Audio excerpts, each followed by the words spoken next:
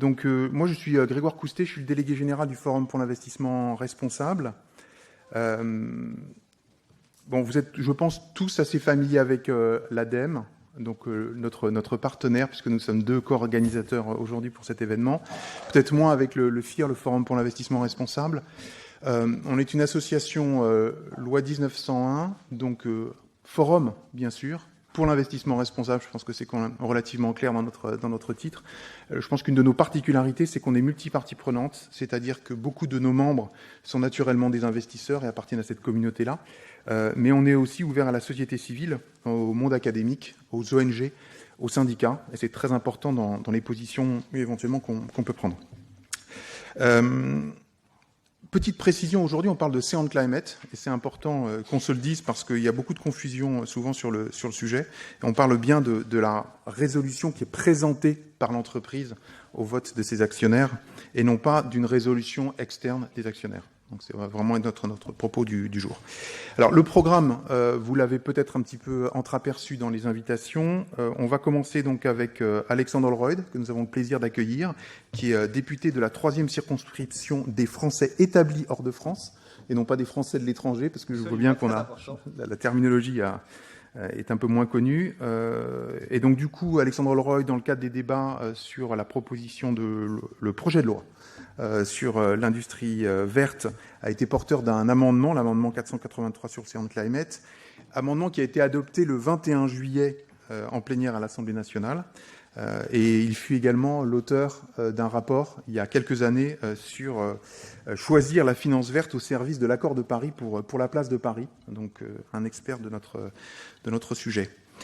Ensuite, on aura un mot d'introduction par les 2 organisations donc co-organisatrices, donc avec Mathieu Garnero, qui est directeur de projet à l'ADEME, et Bertie Noquet, qui est avec nous, qui est vice-présidente du FIR, et qui est par ailleurs gérante et responsable de l'engagement actionnarial chez Sycomore Asset Management. Après cette introduction, on aura Cédric Lavéry, qui est responsable de la recherche France chez le Proxy Advisor ISS, et qui nous dressera un panorama des Sea and Climate dans le monde depuis 2020, puisque c'est une initiative et un sujet qui est quand même assez récent, vous le savez probablement tous. Ensuite, on va se concentrer sur les travaux qu'ont menés le FIR et l'ADEME ensemble, autour des Sea and Climate, cette fois-ci français, donc avec Justine Apollin, qui est chargée de mission engagement au FIR, et Romane Delevoye, analyste finance-climat à l'ADEME. Et après ça, on va ouvrir une table ronde bien spécifique sur l'idée de la généralisation des Sea and Climate. On retrouvera donc Mathieu Garnero et Bertie Noquet, qui seront rejoints par Maître Olivier Lafitte et Nicolas Motis, qu'on aura l'occasion peut-être de présenter plus en détail tout à l'heure. Donc Nicolas Motis est professeur à Polytechnique, et Olivier Lafitte est lui avocat spécialisé notamment dans le droit de l'environnement. Il y aura des questions-réponses au terme de la table ronde. Et je vous propose qu'on ait également une petite séance courte de questions-réponses avec Alexandre Holroyd, puisque lui-même doit nous quitter.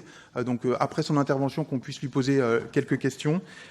Et après, on pourra tous se retrouver pour discuter pour le cocktail qui a lieu dans le foyer, qui est donc près de l'entrée à l'étage inférieur, là où vous êtes arrivés. La parole est à vous, monsieur le député. Vous souhaitez venir ici à la tribune, peut-être ?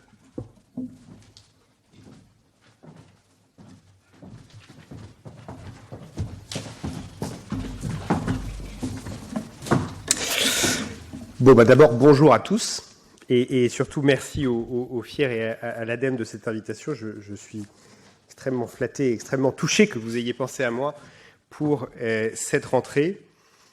Juste un correctif, je veux dire, je ne suis pas le spécialiste, ici c'est vous les spécialistes et les techniciens. Moi, je ne suis qu'un élu qui essaye de prendre en compte les avis et les connaissances des gens qui connaissent bien mieux les secteurs que l'on traite que moi, et de les retranscrire, si c'est possible, dans des initiatives parlementaires et de les mener à leur terme, si c'est possible.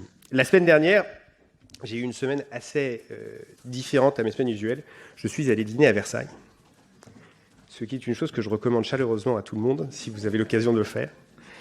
Et j'ai écouté au Sénat le roi Charles III, qui disait, à un moment, « Nos entreprises peuvent jouer un rôle essentiel en travaillant en partenariat, en harmonie avec nos gouvernements et nos populations et investir des milliards pour développer les solutions qui permettront une transition réussite vers un monde durable.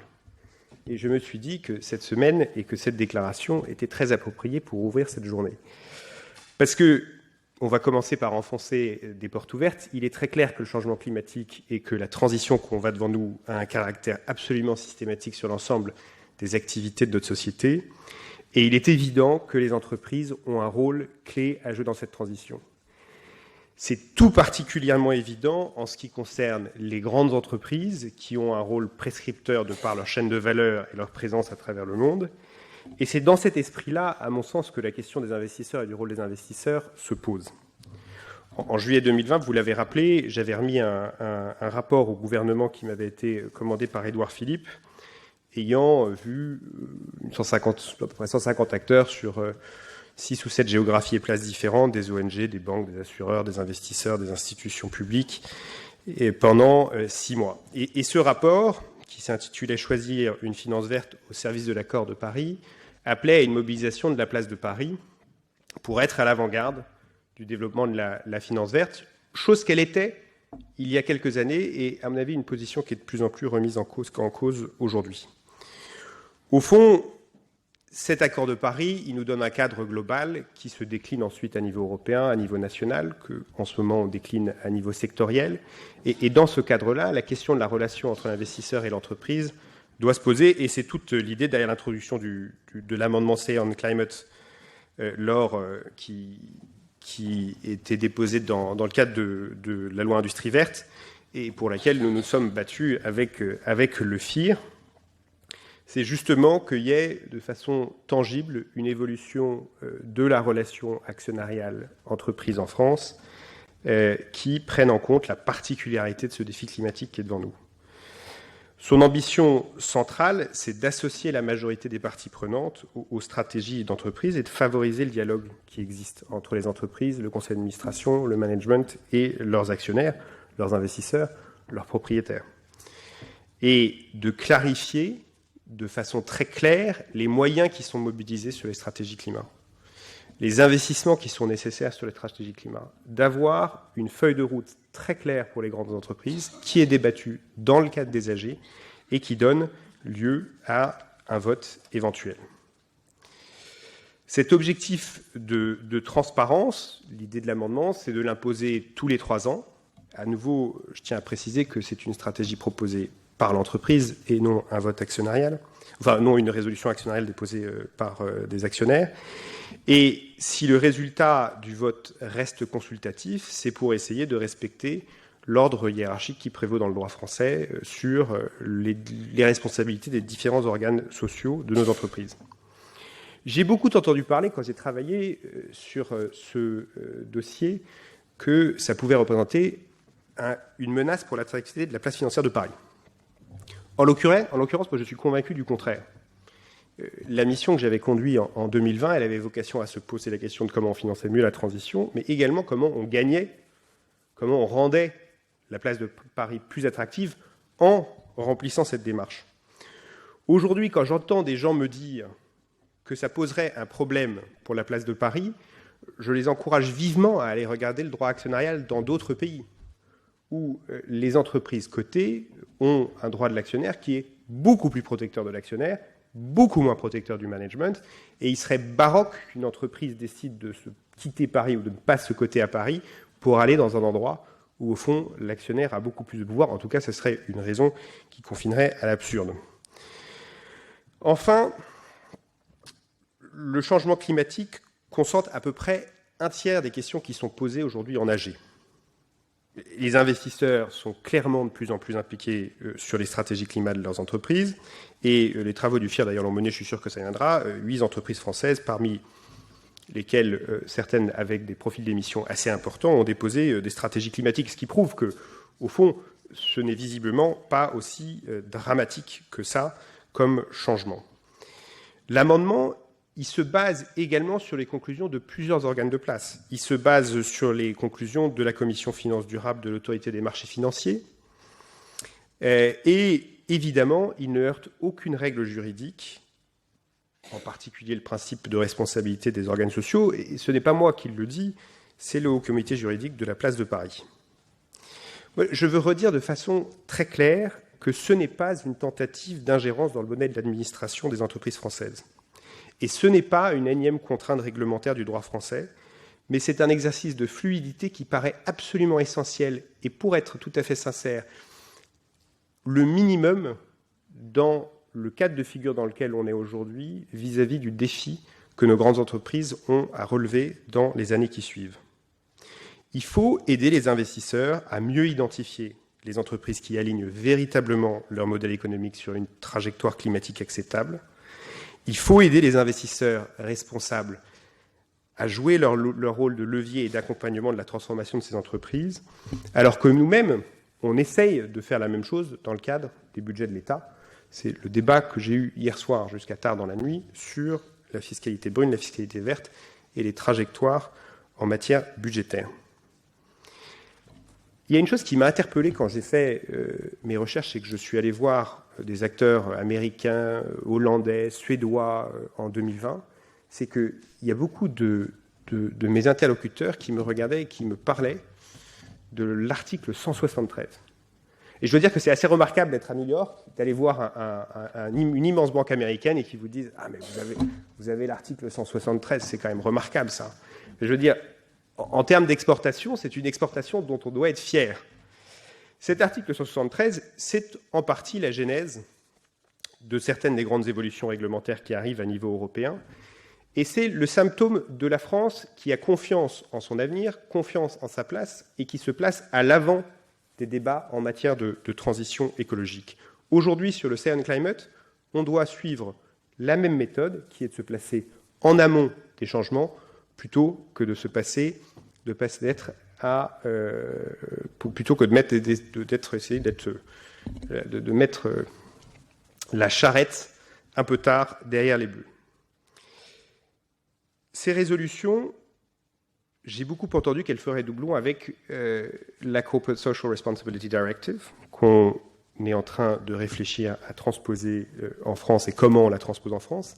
Et aujourd'hui, quand je vois les travaux qui sont faits sur les dispositions qui ressemblent à un Science Climate dans la CSRD, ce n'est très clairement pas le cas.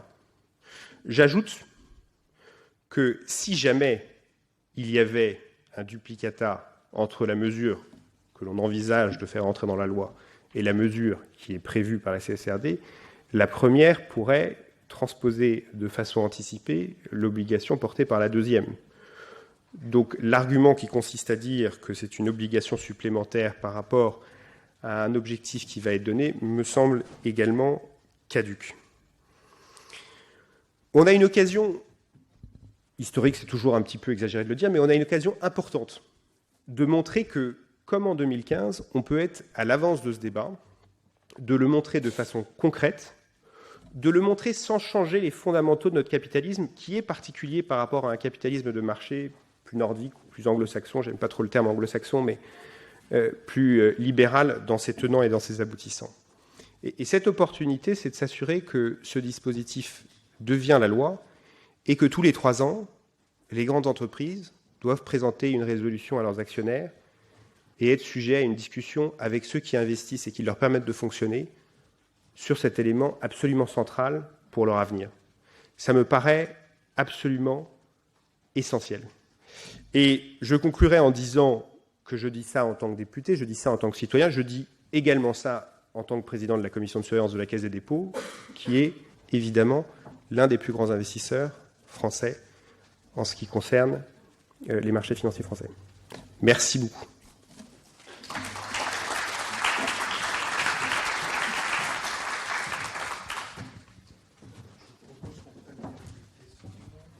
Est-ce que ça fonctionne? Ça fonctionne.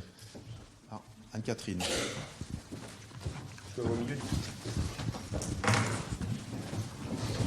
Oui, bonsoir, Anne-Catherine Husson-Traoré, Novetic. En fait, à travers votre plaidoyer, on se dit, mais qu'est-ce qui bloque? Ça a l'air tellement automatique. Est-ce que c'est la résistance des émetteurs? Est-ce que c'est... quel est le facteur qui explique que le raisonnement que vous tenez ne fasse pas que le Science Climate soit déjà adopté dans le cadre de la loi Industrie verte? voulez que je les prenne une par une ou en groupe ou... Je vais vous remettre là parce que je me sens un peu seul à la table.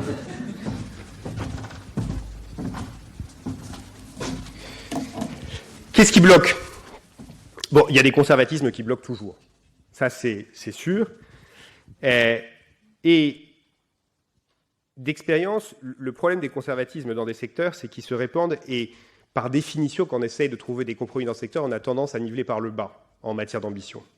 Et donc, il y a des acteurs très clairement français qui, pour une activité parfaitement légitime, d'essayer de convaincre les pouvoirs publics que ceci serait dangereux pour la place de Paris, que ceci ferait doublon, que ceci... C'est un élément évidemment bloquant.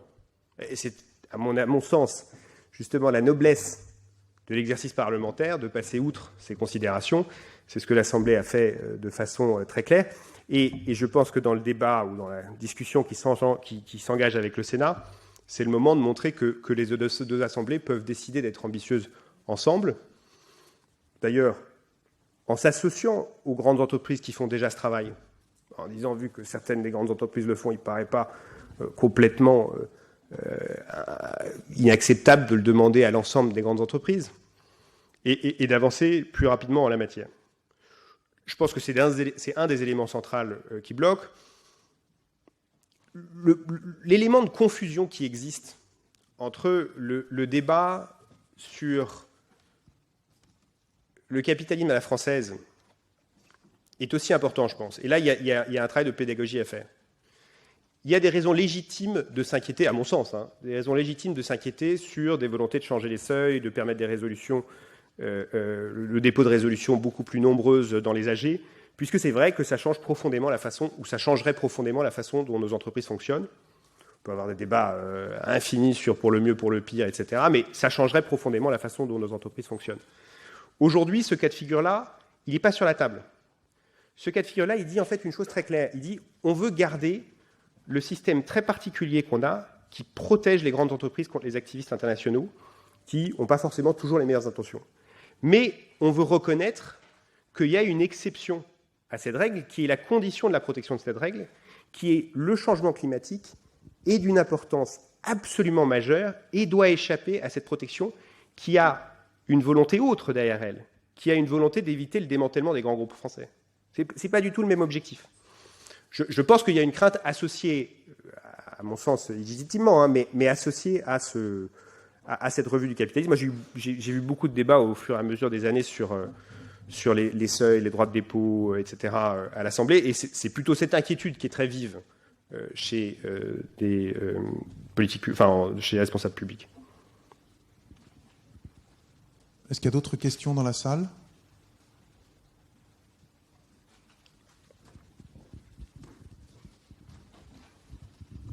Oui, bonjour, Sandra Dante, je suis consultante. J'avais une question sur le champ sur lequel va porter en fait le vote. Il me semble avoir vu dans l'amendement que vous parliez de climat et durabilité. Et d'ailleurs, il y a des entreprises qui vont au-delà du climat et soumettent l'ensemble de leur champ, enfin leur plan de durabilité. Et moi, je me demandais dans quelle mesure ça dilue un peu ce sur quoi porte le vote consultatif, si on n'est pas que sur le climat. Bon, je voulais juste savoir quelle était votre position dans la mesure où l'amendement me semble plus large que uniquement climat. C'est une très bonne question. Ça a été un sujet de discussion considérable. Il y avait plusieurs amendements qui étaient portés à l'Assemblée. Il y avait des amendements qui essayaient de définir dans la loi de façon très très prescriptive ce qui devrait être dans cette stratégie ou non. Ce n'est pas le choix qui a été fait par l'amendement que j'ai porté, qui laisse justement, pour rassurer toutes les parties prenantes, une grande responsabilité au gouvernement de définir précisément ce qui doit être dans cette stratégie climat et durabilité par décret. Je pense que quand on essaie de faire des avancées comme ça, il faut essayer d'avancer avec les parties prenantes intégrées et du coup, que ce genre de compromis peut permettre ce genre d'avancée. Donc il reviendra au gouvernement de définir précisément ce qu'il y aura et ce qu'il définira à la fois dans la partie climat et à la fois dans la partie durabilité. Je pense aussi que, vu les discussions qu'il y a sur la CSRD, il paraîtrait assez légitime que le gouvernement essaye d'avoir une coordination, en tout cas une synchronisation entre ce qu'il voudra dans la transposition de la CSRD et ce qu'il imposera aux entreprises et ce qui sera obligatoire dans le cadre de cette nouvelle obligation si jamais elle venait à être menée.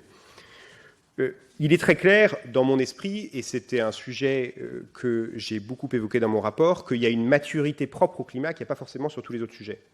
Une maturité qui est liée à l'avancée scientifique qu'on a en matière de calcul de carbone, l'avancée technique qu'on a en matière de déploiement de ces outils, le fait que, particulièrement dans le secteur financier, ce sont des outils qui sont généralisables dans une large mesure à des chaînes de valeur internationales, que ce n'est pas forcément le cas sur d'autres aspects de durabilité, d'autres aspects de biodiversité et d'autres aspects sociaux. Et du coup, qu'il y aura certainement, dans un éventuel décret qui serait pris pour mettre en place une de ces mesures, un équilibre entre des choses assez prescriptives sur le climat et des choses potentiellement moins prescriptives pour attendre qu'il y ait plus de données scientifiques équilibrées sur certains aspects de durabilité. Cela dit, je pense qu'on ne peut pas traiter l'un en ignorant totalement l'autre et en disant il y a un aspect climat qu'il faut discuter, mais tout ce qui est durabilité, abandonnons-le complètement. Il va falloir qu'il y ait, ne serait-ce que pour respecter l'esprit, en tout cas de la dernière Commission européenne, un engagement de neutralité à minima sur la durabilité, en plus de l'engagement sur le climat, ne serait-ce que comme base minimale. C'est un équilibre qui reviendra au gouvernement de décider. Celui-là ou celui qui suivra au moment où il faut écrire le décret.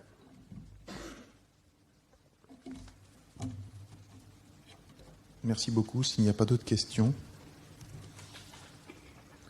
Monsieur le député, merci. On vous libère du coup pour vos autres obligations. J'invite Mathieu Garnero et peut-être Bertine Lequet d'abord pour un petit propos introductif au titre des deux organisations.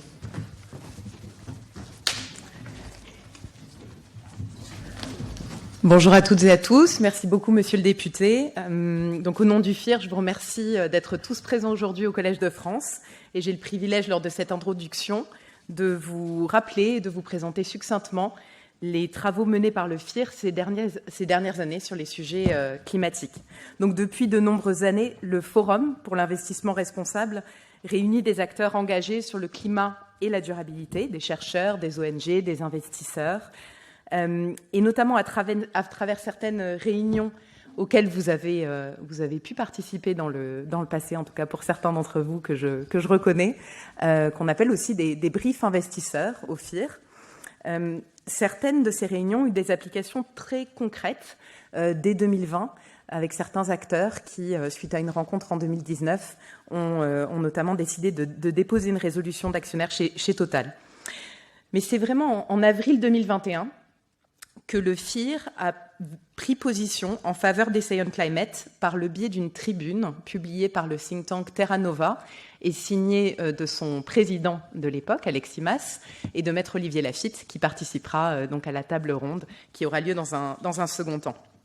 Et donc, dans cette tribune, le FIR présentait le Say on Climate comme une solution urgente et pragmatique et incitait les entreprises, comme l'a d'ailleurs fait l'AMF à son tour en mars 2023, à soutenir leur stratégie climat, à présenter leur stratégie climat et à la soumettre au vote de l'Assemblée générale, de leur Assemblée générale.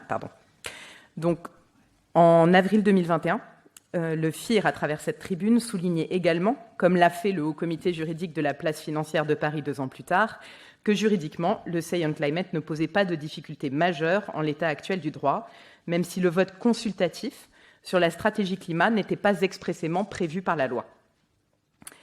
Donc nous voilà aujourd'hui, 2 ans et demi plus tard, forcés de constater que l'adoption volontaire, comme Cédric Lavéry va en parler dans un instant, est loin d'avoir été massive et qu'une disposition législative permettrait de déclencher un passage immédiat et indispensable à l'action et une généralisation de cet outil de dialogue actionnarial, comme nous pourrons en débattre lors de la table ronde. Donc, suite à cette tribune, en septembre 2021, le FIR a également adressé un courrier aux entreprises du SBF 120, en préconisant notamment 2 résolutions distinctes, qui comprendraient à minima, premièrement, une ambition de contribuer à l'objectif mondial de neutralité carbone d'ici 2050, décliné en objectif quantitatif de réduction des émissions de gaz à effet de serre. Numéro 2, des jalons de court et moyen terme permettant d'engager des transformations immédiates et d'atteindre des réductions d'émissions significatives rapides. Numéro 3, la présentation d'un plan d'action détaillé. Le FIR appelait également de ses vœux un alignement entre rémunération des dirigeants et objectifs de décarbonation jalonnés qui seraient intégrés dans la rémunération variable.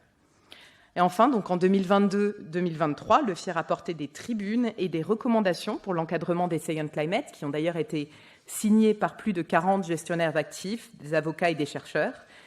Et depuis 2022, le FIR travaille avec l'ADEME, et je vais donc passer la parole à Mathieu Garnero, pour travailler à la clarté, à la transparence de l'information des plans de transition présentés en Assemblée générale. Vous pouvez retrouver tous ces documents sur le site internet du FIR. Merci. Bonne conférence.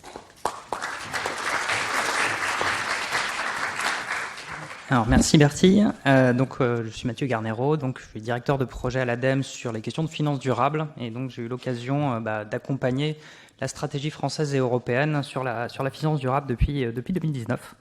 Et je suis très content qu'on ait le temps aujourd'hui au Collège de France de discuter des Say on Climate, les résolutions de stratégie climatique. Et pour l'ADEME, donc derrière une ambition climatique, il faut qu'il y ait une stratégie climatique, et derrière une stratégie climatique, on a besoin d'un plan d'action. Et cette idée-là, on a commencé à travailler là-dessus à l'ADEME. Alors, comme on fait un peu de chronologie sur ces sujets, on a commencé dès 2015 en fait. Donc depuis la COP21 et l'accord de Paris, on avait en tête que les acteurs privés allaient prendre des engagements de réduction des émissions. Et l'idée, c'était de définir un cadre de redevabilité sur les engagements de ces acteurs privés.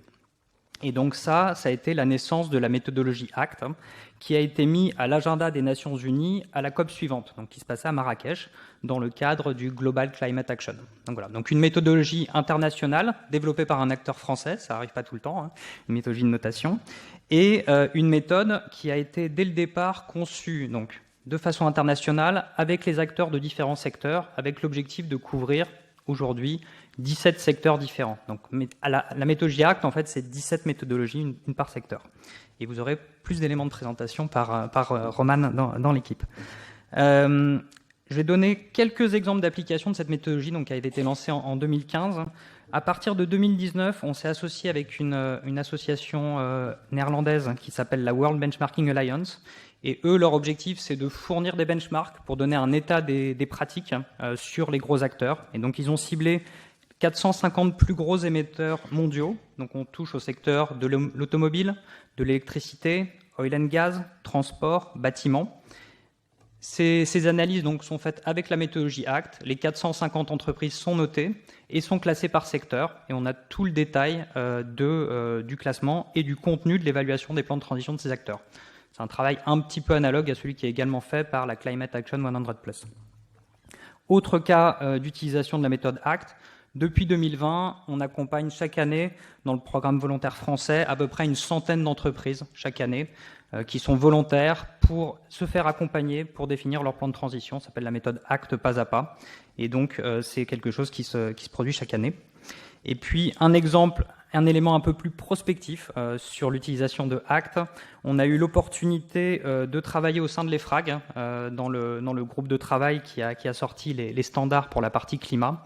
Et donc, notamment sur tout ce qui était les éléments constitutifs d'un plan de transition, on a apporté un certain nombre d'éléments d'expertise et de connaissances pour apporter la description en transparence du contenu de ces plans de transition. Donc, à partir de 2025, quand on aura le reporting en transparence des plans de transition des entreprises, l'évaluation ACT de ces plans sera d'autant plus facilitée qu'elle est faite en fait à partir de briques élémentaires qui sont utilisées dans la méthode. Voilà. Et je vais laisser la main du coup maintenant à Cédric ou à Grégoire. Merci. Mathieu, Bertie, merci beaucoup. Effectivement, on va passer la parole à Cédric Lavéry, qui est responsable de la recherche France à ISS pour le panorama, on va dire un petit panorama des Say on Climate dans le monde depuis l'origine, avec quelques données en tout cas.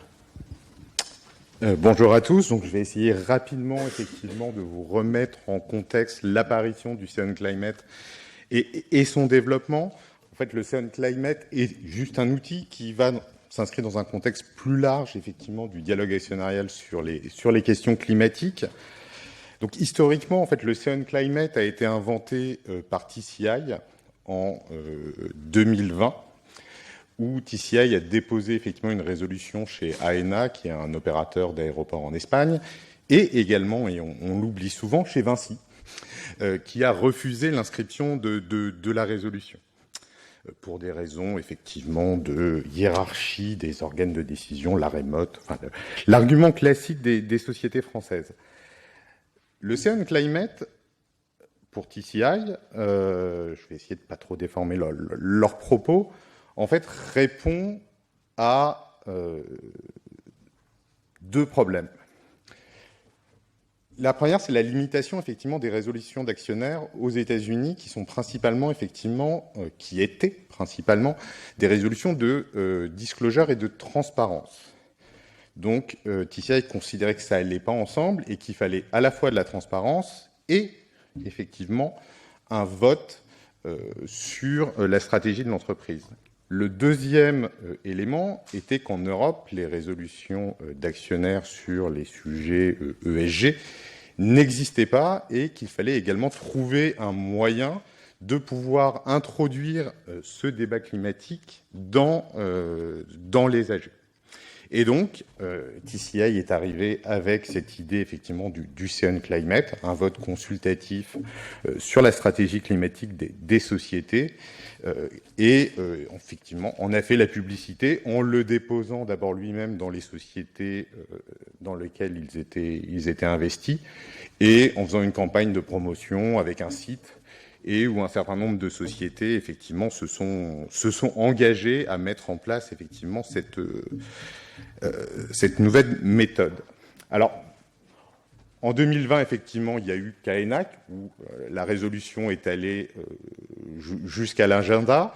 En 2021, on a effectivement eu ces first adopters qui s'étaient engagés dans la démarche de TCI et qui en ont présenté. 2022, je vais dire, a été le pic, et on s'aperçoit qu'en 2023, ça rebaisse. Alors, j'ai entendu un certain nombre, effectivement, de commentaires, comme quoi c'était déjà la mort du Ocean Climate. Peut-être pas. Effectivement, le Ocean Climate, pour l'instant, n'a pas, je vais dire, de périodicité qui est déterminée. Donc ça ne doit pas s'analyser, je vais dire, en flux et en comparant d'une année sur l'autre, mais plutôt, effectivement, en stock. Et si on regarde, effectivement, l'exemple de la France sur les 8 Ocean Climate qu'on a eu cette année, il y en a quand même 5 qui sont nouveaux. 3 sont des sociétés qui le reproposent de façon annuelle ou presque. Et donc, il y a un stock de sociétés ayant adopté la pratique qui gonfle, effectivement, année après année. Donc, les deux sociétés, effectivement, qui ont le plus de stock d'Ocean Climate sont la France et le Royaume-Uni, avec une toute petite vingtaine de sociétés. Et ce qui est intéressant, c'est qu'on voit que l'Ocean Climate commence à s'étendre, effectivement, à certains pays. En 2023, on a vu, effectivement, les premiers socs au Portugal et en Allemagne. Alors, vous allez me dire, effectivement, que 18 sociétés en France, 18 sociétés au UK, c'est pas énorme, et pourquoi ça ne va pas plus vite? Et bizarrement, pourquoi ça semble plutôt réservé à l'Europe?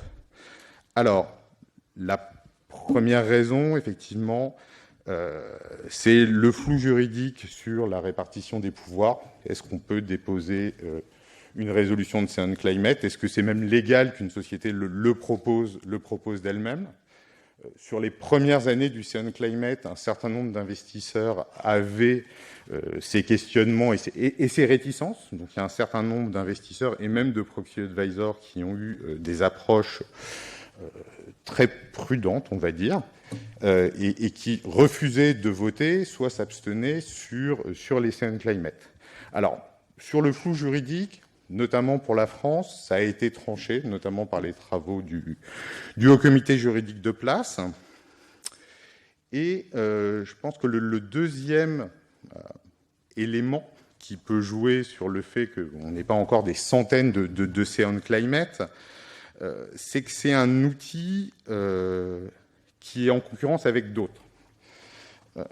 les réseaux d'actionnaires, en fait, au départ, effectivement, TCI l'a fait parce que les résolutions d'actionnaires étaient principalement sur de la demande d'information.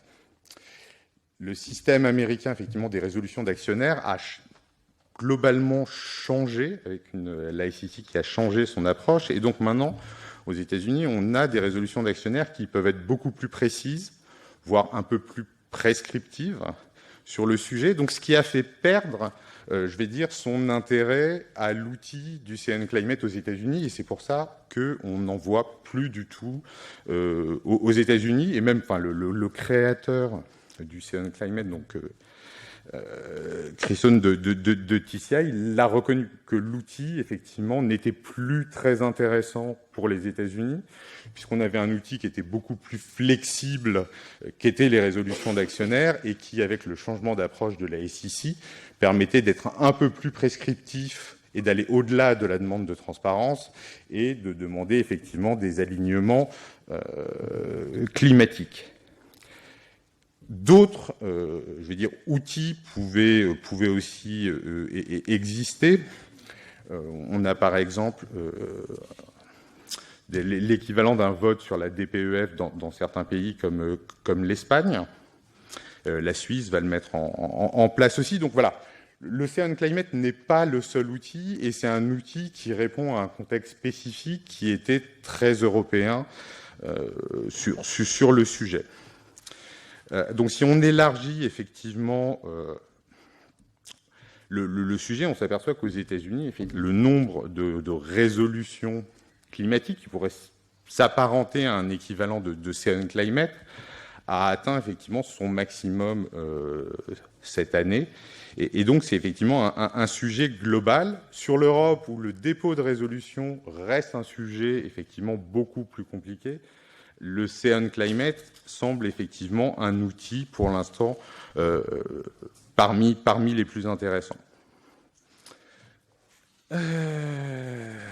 Alors, il ne faut pas non plus forcément effectivement opposer les CN Climate et les résolutions d'actionnaires. On a vu des cas où les deux peuvent cohabiter, où la société propose d'elle-même effectivement un CN Climate et des actionnaires présentent une résolution climatique. C'est pas contradictoire. Je vais dire, ça permet une plus grande finesse effectivement de dialogue entre les investisseurs et les sociétés, et ce qui peut donner effectivement des stratégies de vote avec un soutien du CN Climate et ne pas soutenir la résolution d'actionnaires, soutenir les deux, refuser les deux. Et donc on a vu effectivement toute cette, je vais dire, finesse d'expression des investisseurs qui a pu s'exprimer dans les sociétés où il y a eu effectivement plusieurs résolutions, comme on a eu le cas effectivement chez Total, mais ce n'était pas le seul cas, il y a eu aussi Shell, Glencore, et la résolution effectivement chez Carrefour, alors qui est d'une nature, je vais dire, un peu bizarre, puisque c'est formellement une résolution proposée par la société, mais elle semble avoir été rédigée par des actionnaires. Donc voilà, l'état des lieux effectivement du CN Climate et leur mise en perspective. Voilà, ça reste quand même effectivement un outil très européen. Les États-Unis, l'Amérique du Nord en général, restant plus sur l'outil de la résolution d'actionnaires qui est beaucoup plus souple et beaucoup plus flexible, au contraire de l'Europe où il est très compliqué, même si on voit effectivement une progression d'année en année sur les résolutions d'actionnaires. Et donc voilà mon petit état des lieux des CN Climate. Merci beaucoup. Merci Cédric. Donc on va un peu changer de focale, on va se recentrer un peu sur la France et on va regarder un peu les travaux qui ont été menés par le FIR d'un côté et puis après conjointement entre FIR et ADEME. Justine, si tu veux peut-être commencer sur ce que le FIR a fait depuis 2 ans. Merci beaucoup pour votre présence aujourd'hui.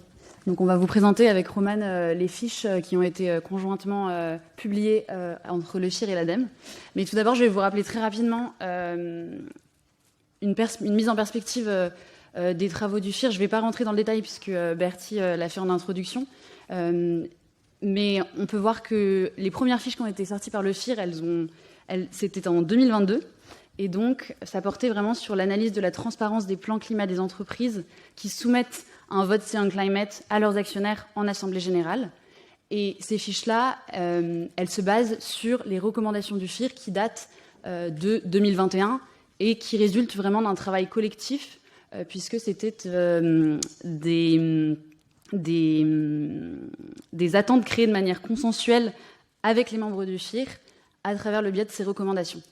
En 2023, on a souhaité compléter cette analyse uniquement de transparence avec un partenariat donc, avec l'ADEME, avec une méthodologie scientifique ACT qui nous a permis en fait, d'avoir 2 évaluations sur une même fiche synthétique pour chaque entreprise qui soumette un vote C1 Climate en Assemblée générale.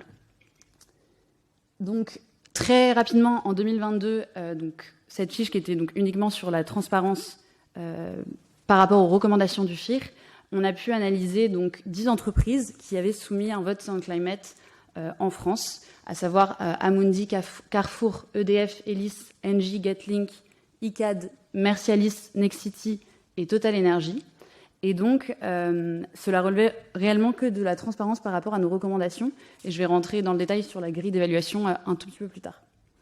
Par rapport à nos fiches de 2023, donc comme je l'ai déjà dit, il y a eu ce partenariat avec l'ADEME qui vient vraiment compléter l'analyse uniquement de transparence pour mettre en fait en lumière 2 notations différentes. Donc une de quelle est la communication de l'entreprise, quelles sont les informations qu'elle divulgue sur le C1 Climate, sur la transparence, et dans un autre temps, sur la partie droite de la fiche, donc il y a un exemple d'ICAD ici, on va vraiment avoir une notation avec la méthodologie scientifique ACT sur le plan de transition de l'entreprise. Aussi, cette année, les publications elles se sont faites en pré-AG, alors que l'année dernière, on l'avait fait en post-AG. Et après chaque AG, on a organisé une réunion avec les entreprises pour discuter de ces fiches, comprendre la démarche du FIR et de l'ADEME et permettre aussi à l'entreprise de savoir comment elle peut s'améliorer dans les années à venir. Enfin, on avait aussi une rétrospective sur les C1 Climate des statistiques en page 2 du cahier. Donc tout ça est public, tout le monde peut y accéder. Et notre évaluation était vraiment sur la base des données publiques, donc des documents publics de l'entreprise. Donc cette année, on a pu évaluer Covivio, Icade, Clépierre, Altarea, Schneider Electric, Vallourec, Total Energy et EDF. Donc il y en a 4 d'entre elles qui font partie du secteur immobilier. On a évalué EDF, même s'il n'y a pas eu de vote à proprement parler finalement pour l'entreprise qui avait prévu un vote, mais qui est sortie de la côte juste avant son assemblée générale. Et comme la fiche était déjà produite, on a décidé de quand même communiquer dessus. Donc ça, c'est juste pour vous présenter une fiche pour que vous ayez bien en tête et que si vous souhaitez les consulter, ce qui est possible, la lecture soit fluide. Donc à gauche, c'est vraiment la partie du FIR avec un code couleur assez spécifique, orange, vert et rouge, donc assez parlant. Et sur la droite, c'est l'évaluation de l'ADEME. Et le but, c'est vraiment de pouvoir aussi comparer les deux sur une même fiche pour des investisseurs qui sont ensuite amenés à voter en Assemblée générale. Donc la grille d'évaluation des C1 Climate sur nos fiches, en tout cas du côté FIR, comme je le disais, donc c'est un code couleur assez parlant. Et donc on a, nous, 10 recommandations que l'on pousse depuis 2021 sur les C1 Climate. Et donc à partir de chaque recommandation, dans cette grille d'évaluation, on affecte des points si on trouve les informations qui sont publiques et qui sont donc divulguées par l'entreprise. Donc par exemple, très rapidement, si on prend la deuxième ligne sur les émissions de gaz à effet de serre actuelles, si l'entreprise divulgue ses émissions de gaz à effet de serre en absolu et que le découpage est effectué par scope, elle pourra avoir tous les points. En revanche, si on ne trouve pas d'informations insuffisamment détaillées, elle n'aura que la pastille, on lui affectera que la pastille orange. Et enfin, si elle n'a aucune donnée publiée sur ce point-là, elle ne pourra pas gagner un point. Donc, rapidement, si je vous liste, vous pouvez, tout ça, encore une fois, est public et se trouve dans le cahier des fiches. Mais nos recommandations au FIR, donc de ces attentes des investisseurs, elles se basent sur donc l'ambition net zéro 2050, les émissions de gaz à effet de serre actuelles, les scénarios de référence utilisés, les cibles de réduction à court, moyen et long terme. Donc court, c'est avant 2030, moyen terme, c'est pour 2030 et à long terme, c'est 2050. Et donc là, on va analyser si ces objectifs chiffrés couvrent les 3 scopes, qui respectent la trajectoire d'alignement visée par l'entreprise et si cette trajectoire est validée scientifiquement. Ensuite, on a aussi les mesures du plan d'action, les alignements des investissements, puisque forcément, il y a des moyens à mettre en œuvre pour contribuer au respect des objectifs fixés à court et moyen terme de l'entreprise, et si l'entreprise explique réellement comment ces investissements permettent d'atteindre les objectifs fixés. Aussi, donc, il y a les critères de rémunération et la consultation donc réellement sur le vote. Est-ce que l'entreprise s'engage à proposer un vote à ses actionnaires de façon annuelle? C'est tout pour moi. Donc je vais laisser Romane, avec qui on a travaillé sur les fiches, présenter la méthodologie ACT. Merci beaucoup.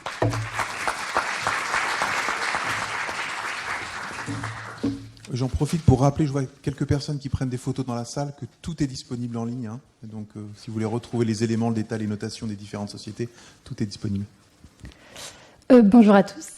Je vais revenir très brièvement sur la méthodologie ACT, puisqu'elle a déjà été présentée par Mathieu, en tout cas sur sa genèse, comment elle est née et comment elle est utilisée désormais. Mais donc elle a été conjointement créée par l'ADEME et par le CDP à la suite des accords de Paris en 2015.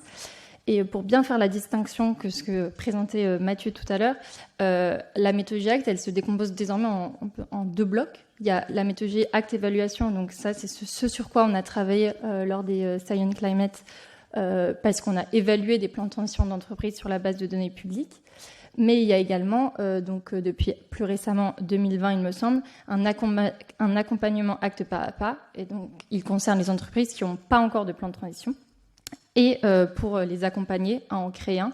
Mais c'est le même cheminement intellectuel et scientifique qui est poursuivi dans les 2 cas. C'est juste que c'est pas la même approche. Je rappelle juste le partenariat donc avec la World Benchmarking Alliance qui a été évoqué, puisque c'est vraiment une NGO qui va faire des benchmarks des secteurs d'activité sur la base de méthodologie ACT, des plans de transition de grandes entreprises.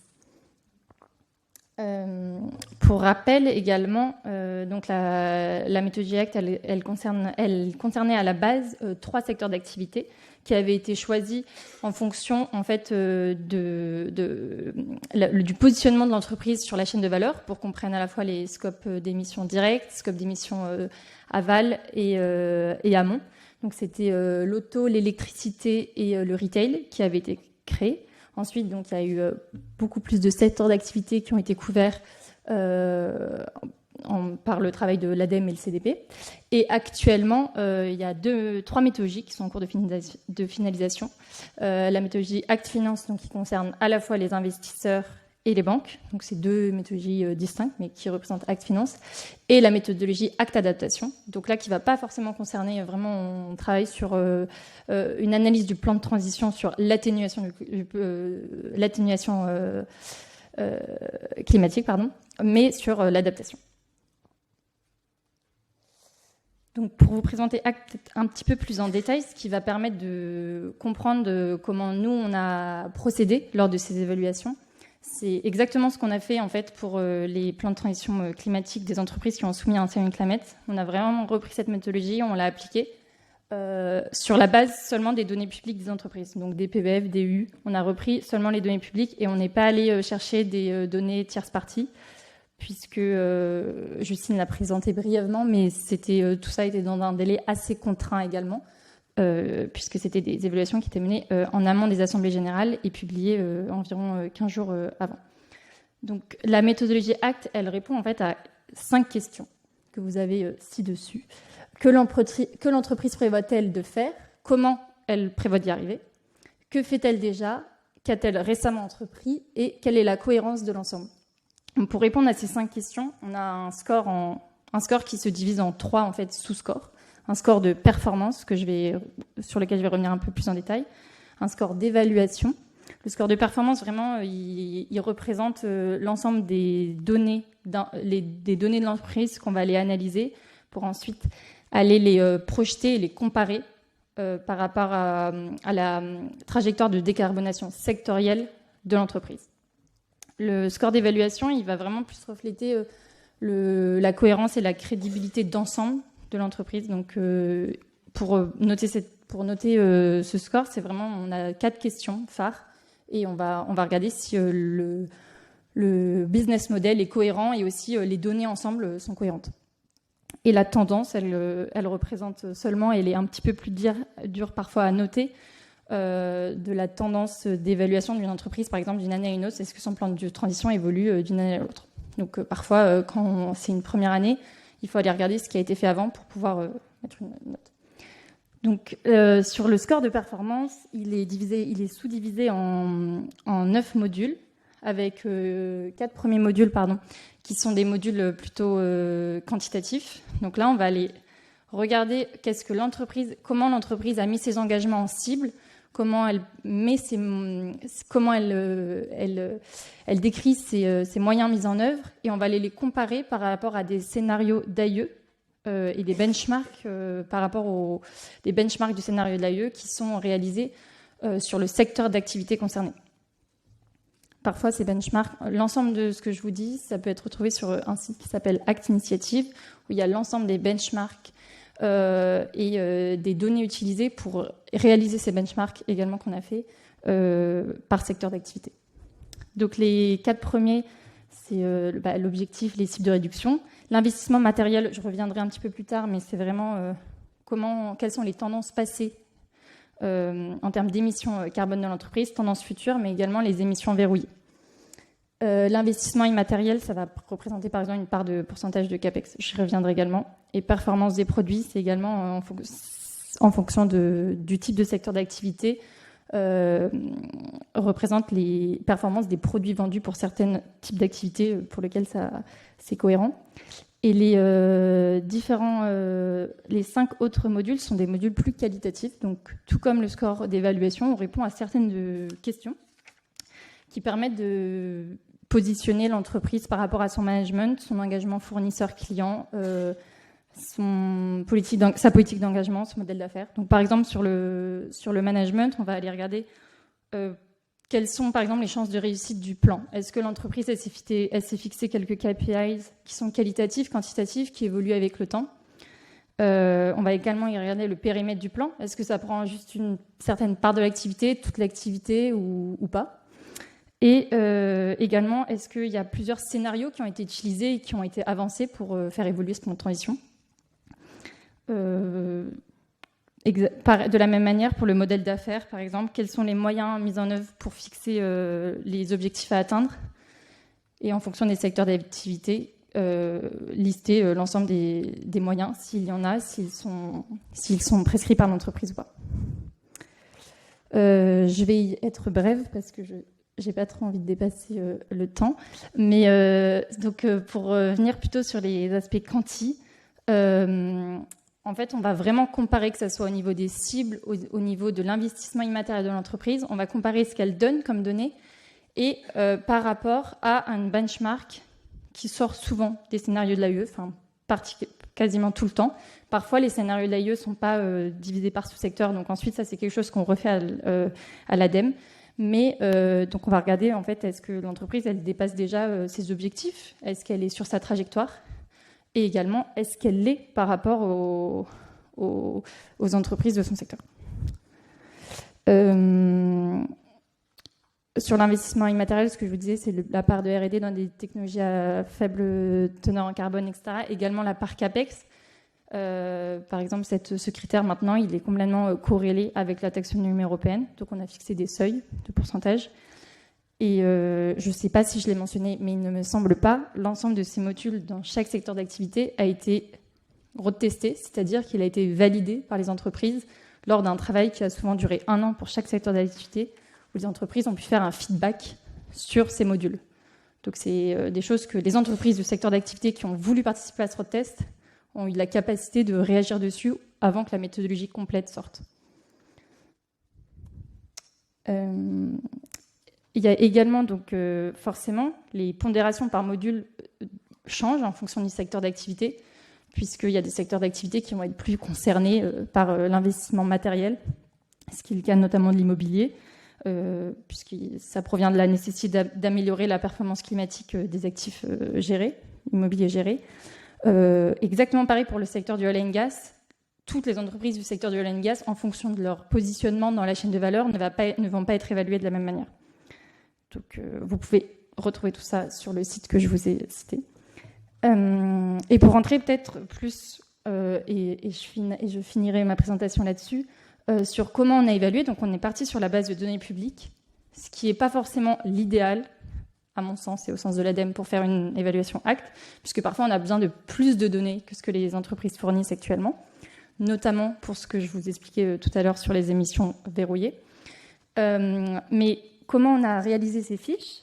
On a fait donc 3 types de sections. On a fait les points clés de la méthodologie sur le secteur pour essayer d'expliquer en quoi quels sont les critères principaux à retenir sur cette méthodologie sur le secteur concerné. Les points forts de la stratégie. Donc, par exemple, ici, c'est le cas de Clépierre, en précisant les cibles d'émissions fixées par Clépierre dépassent les tendances de secteur et elles sont alignées avec la trajectoire de l'entreprise. Donc ça, on a expliqué vraiment brièvement. C'était un travail de décryptage d'un plan de transition. Et ensuite, également, mettre en avant les domaines d'amélioration. Donc, par exemple, quand une entreprise projette des moyens mis en œuvre pour essayer d'atténuer ses émissions, parfois être plus précise dans les 4... Là, par exemple, il y a 4 piliers du plan de transition. Parfois, pour essayer de diviser le plan de transition, pour essayer de comprendre comment il y aura un travail d'efficacité énergétique ou autre, essayer d'être plus clair là-dessus. Donc, c'était un travail vraiment de vulgarisation des plans de transition qui parfois sont longs de 600 pages. Voilà.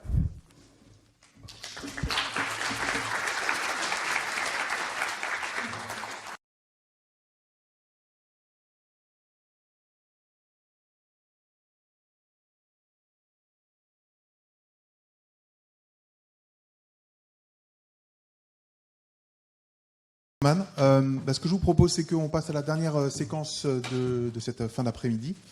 Donc, je vais demander à Mathieu Garnero, Bertie Neuquet de revenir à la tribune, et aussi à Olivier Lafitte et Nicolas Motis. Je vais vous présenter un peu plus en détail quand même. Donc, Mathieu Garnero, on l'a dit, vous êtes vous êtes directeur de projet à l'ADEME. Mais vous êtes aussi membre de la commission climat et finances durables de l'AMF. C'est important parce qu'en fait, vous n'êtes pas le seul autour de cette table et qu'elle a pris quand même des positions assez fermes sur le sujet. En tout cas, elle s'est exprimée assez clairement. Bertie Neuquet, vous êtes vice-présidente du FIR, donc gérante et responsable de l'engagement actionnarial chez Sycomore AM, et également membre donc de cette CCFD de l'AMF. Olivier Lafitte, vous êtes avocat, associé chez Della Partners et président de l'Observatoire du droit de la finance durable. Et enfin, Nicolas Motis, tout au fond là-bas, donc professeur à Polytechnique et également membre de la CCFD de l'AMF. Et je précise au passage quand même que Olivier Lafitte et Nicolas Motis sont également administrateurs du FIR, ce qui est naturellement le cas de Bertie, qui en est vice-présidente. On va commencer avec vous, Mathieu. Donc, l'ADEME, vous accompagnez la mise en œuvre de la stratégie française et européenne sur la finance durable. Donc, quelle est la place des Say on Climate dans ce panorama et surtout, puisque ça va être un petit peu quand même le thème de cette table ronde, de sa généralisation? Merci pour cette première question. Alors, je vais revenir sur un concept qu'on connaît à peu près tous. Donc, l'accord de Paris prévoit donc dans son article 2.1c d'orienter les flux financiers vers une économie durable et résiliente au changement climatique. Et donc, la question qui se pose, c'est comment est-ce qu'on fait concrètement? Et en général, il y a 3 axes. Financer ce qui est durable, arrêter de financer ce qui est nuisible pour l'environnement et pour le climat, et un 3e axe qui est de transformer une grosse partie de l'existant, c'est-à-dire accompagner la transition. Et donc, dans ce propos introductif, je voulais dire que finalement, sur le gros bloc qui est de transformer l'existant, on manque un peu d'outils. Et je vais l'illustrer par les textes qu'on a pu accompagner sur la stratégie finance durable jusqu'à présent. Sur la définition de la durabilité, donc elle est donnée en Europe avec la taxonomie. Et donc, c'est un texte extrêmement utile puisqu'il donne un cap et un niveau d'ambition qui est fort. mais c'est insuffisant aujourd'hui comme seule boussole, puisqu'en fait on a donc des critères de performance ambitieux sur la plupart des secteurs, mais par exemple selon une étude la récente sortie par Morningstar, sur la base des rapports publiés par les entreprises, on a à peu près 13% d'alignement taxonomique sur le chiffre d'affaires des 800 plus grandes entreprises qui ont publié leur rapport taxonomique cette année. Si on regarde du côté de la SFDR et les fonds article 9, donc les fonds les plus verts et les plus ambitieux du marché, ça représente aujourd'hui 3% du marché. Donc voilà, donc cette partie durable du marché est aujourd'hui encore à l'état de niche. Si on regarde du côté de la sélection ESG et des fonds article 8, là on a 50% du marché, mais on a des produits qui aujourd'hui regardent essentiellement des critères qui sont facilement vérifiables et qui ne vont pas dans un détail d'analyse comme ce qu'on a pu présenter ici sur la qualité d'un plan de transition. Donc effectivement, si on regarde si une rémunération est indexée sur un critère ESG, c'est insuffisant par rapport à regarder si une rémunération est indexée sur un plan de transition robuste. Et pareil, voilà, si on regarde uniquement un nombre de femmes à un conseil d'administration, c'est quelque chose d'important, mais ça ne suffira pas à réaliser la transition. Donc voilà, donc l'enjeu vraiment, et c'est pour ça qu'on s'est aussi impliqué côté ADEME sur cette question des Sun Climate et de sa généralisation, c'est d'essayer de combler un manque qu'on a aujourd'hui, puisqu'on manque d'une finance de transition, on manque d'outils pour accompagner la transformation des acteurs existants. Et pour nous, donc, le Sun Climate, c'est un outil de dialogue et d'engagement qui est incontournable. Et donc, pour nous, il a un double rôle. Clairement, à l'ADEME, on ne se place pas spécialement du côté du financier ou de l'émetteur. On regarde les deux aspects de la pièce. Et pour les entreprises, ça leur donne un cadre pour présenter leur stratégie climat et leurs besoins de financement. Parce que là, on a parlé de stratégie. En fait, derrière, il y a en général un plan de CAPEX qui est important. Et avec qui parler de son plan de CAPEX, si ce n'est avec ses investisseurs et ses financeurs. Et puis, pour les investisseurs, c'est un moyen de structurer leur dialogue avec les entreprises et d'exprimer à la fois leur avis sur l'ambition, mais également éventuellement des craintes par rapport à un positionnement qui serait peut-être trop timide par rapport au rythme auquel la transition est en train de se mettre en place. Bon, du coup, j'imagine, Bertie Noquet, que vous êtes d'accord avec le principe que c'est un outil incontournable. Qu'est-ce qui, selon vous, doit pousser à la généralisation des Sun Climate si on pousse le bouchon un peu plus loin que juste son usage? Oui, alors en effet, un outil absolument incontournable aujourd'hui, parce que d'un côté, on fait face à l'urgence climatique, aux besoins de financement qui sont absolument colossaux. Donc rien qu'en France, c'est 66 milliards d'euros supplémentaires par an d'ici à 2030 qui devraient être mobilisés d'après le dernier rapport de Jean Pisani-Ferry et Selma Mahfouz. Morgan Stanley a d'ailleurs sorti une étude qui chiffre à 5 000 milliards d'euros d'ici à 2030 les besoins de financement, ne serait-ce que pour le Green Deal et REPowerEU, dont 70% actuellement n'est pas financé au niveau européen et donc devra l'être soit par les États, soit par le secteur privé. Donc qu'est-ce qu'on fait? On emprunte, on taxe, ou alors peut-être qu'on fait appel au secteur privé. Et donc de l'autre côté, on a des investisseurs qui disent « oui, je suis prêt à mettre des moyens ». Je suis prêt, j'ai envie d'analyser ces plans de transition des entreprises, de me positionner, de voter en assemblée générale. Donc pourquoi s'en priver? Donc je pense qu'aujourd'hui c'est un outil absolument incontournable, tout en sachant que le dialogue ne se limite pas au vote en assemblée générale, mais pour les assemblées générales 2024, le dialogue commence aujourd'hui. Dès septembre, nous avons des rendez-vous maintenant avec les grandes entreprises françaises pour commencer à dialoguer sur ces sujets. Et suite au vote, bien entendu, le vote, même s'il est consultatif, et on aura l'occasion d'en rediscuter, engage aussi les investisseurs et les entreprises à travailler quand le résultat du vote montre que la stratégie présentée n'est pas forcément satisfaisante, à engager un dialogue du coup pour travailler à une stratégie alternative. Donc oui, un outil de dialogue absolument incontournable. Et du coup pour revenir sur la deuxième partie de la question, quel est l'intérêt pour les actionnaires, l'intérêt pour les investisseurs, je dirais qu'il y en a plusieurs. Donc pour ce qui est du vote même, et de l'outil vraiment du fait de voter en Assemblée générale.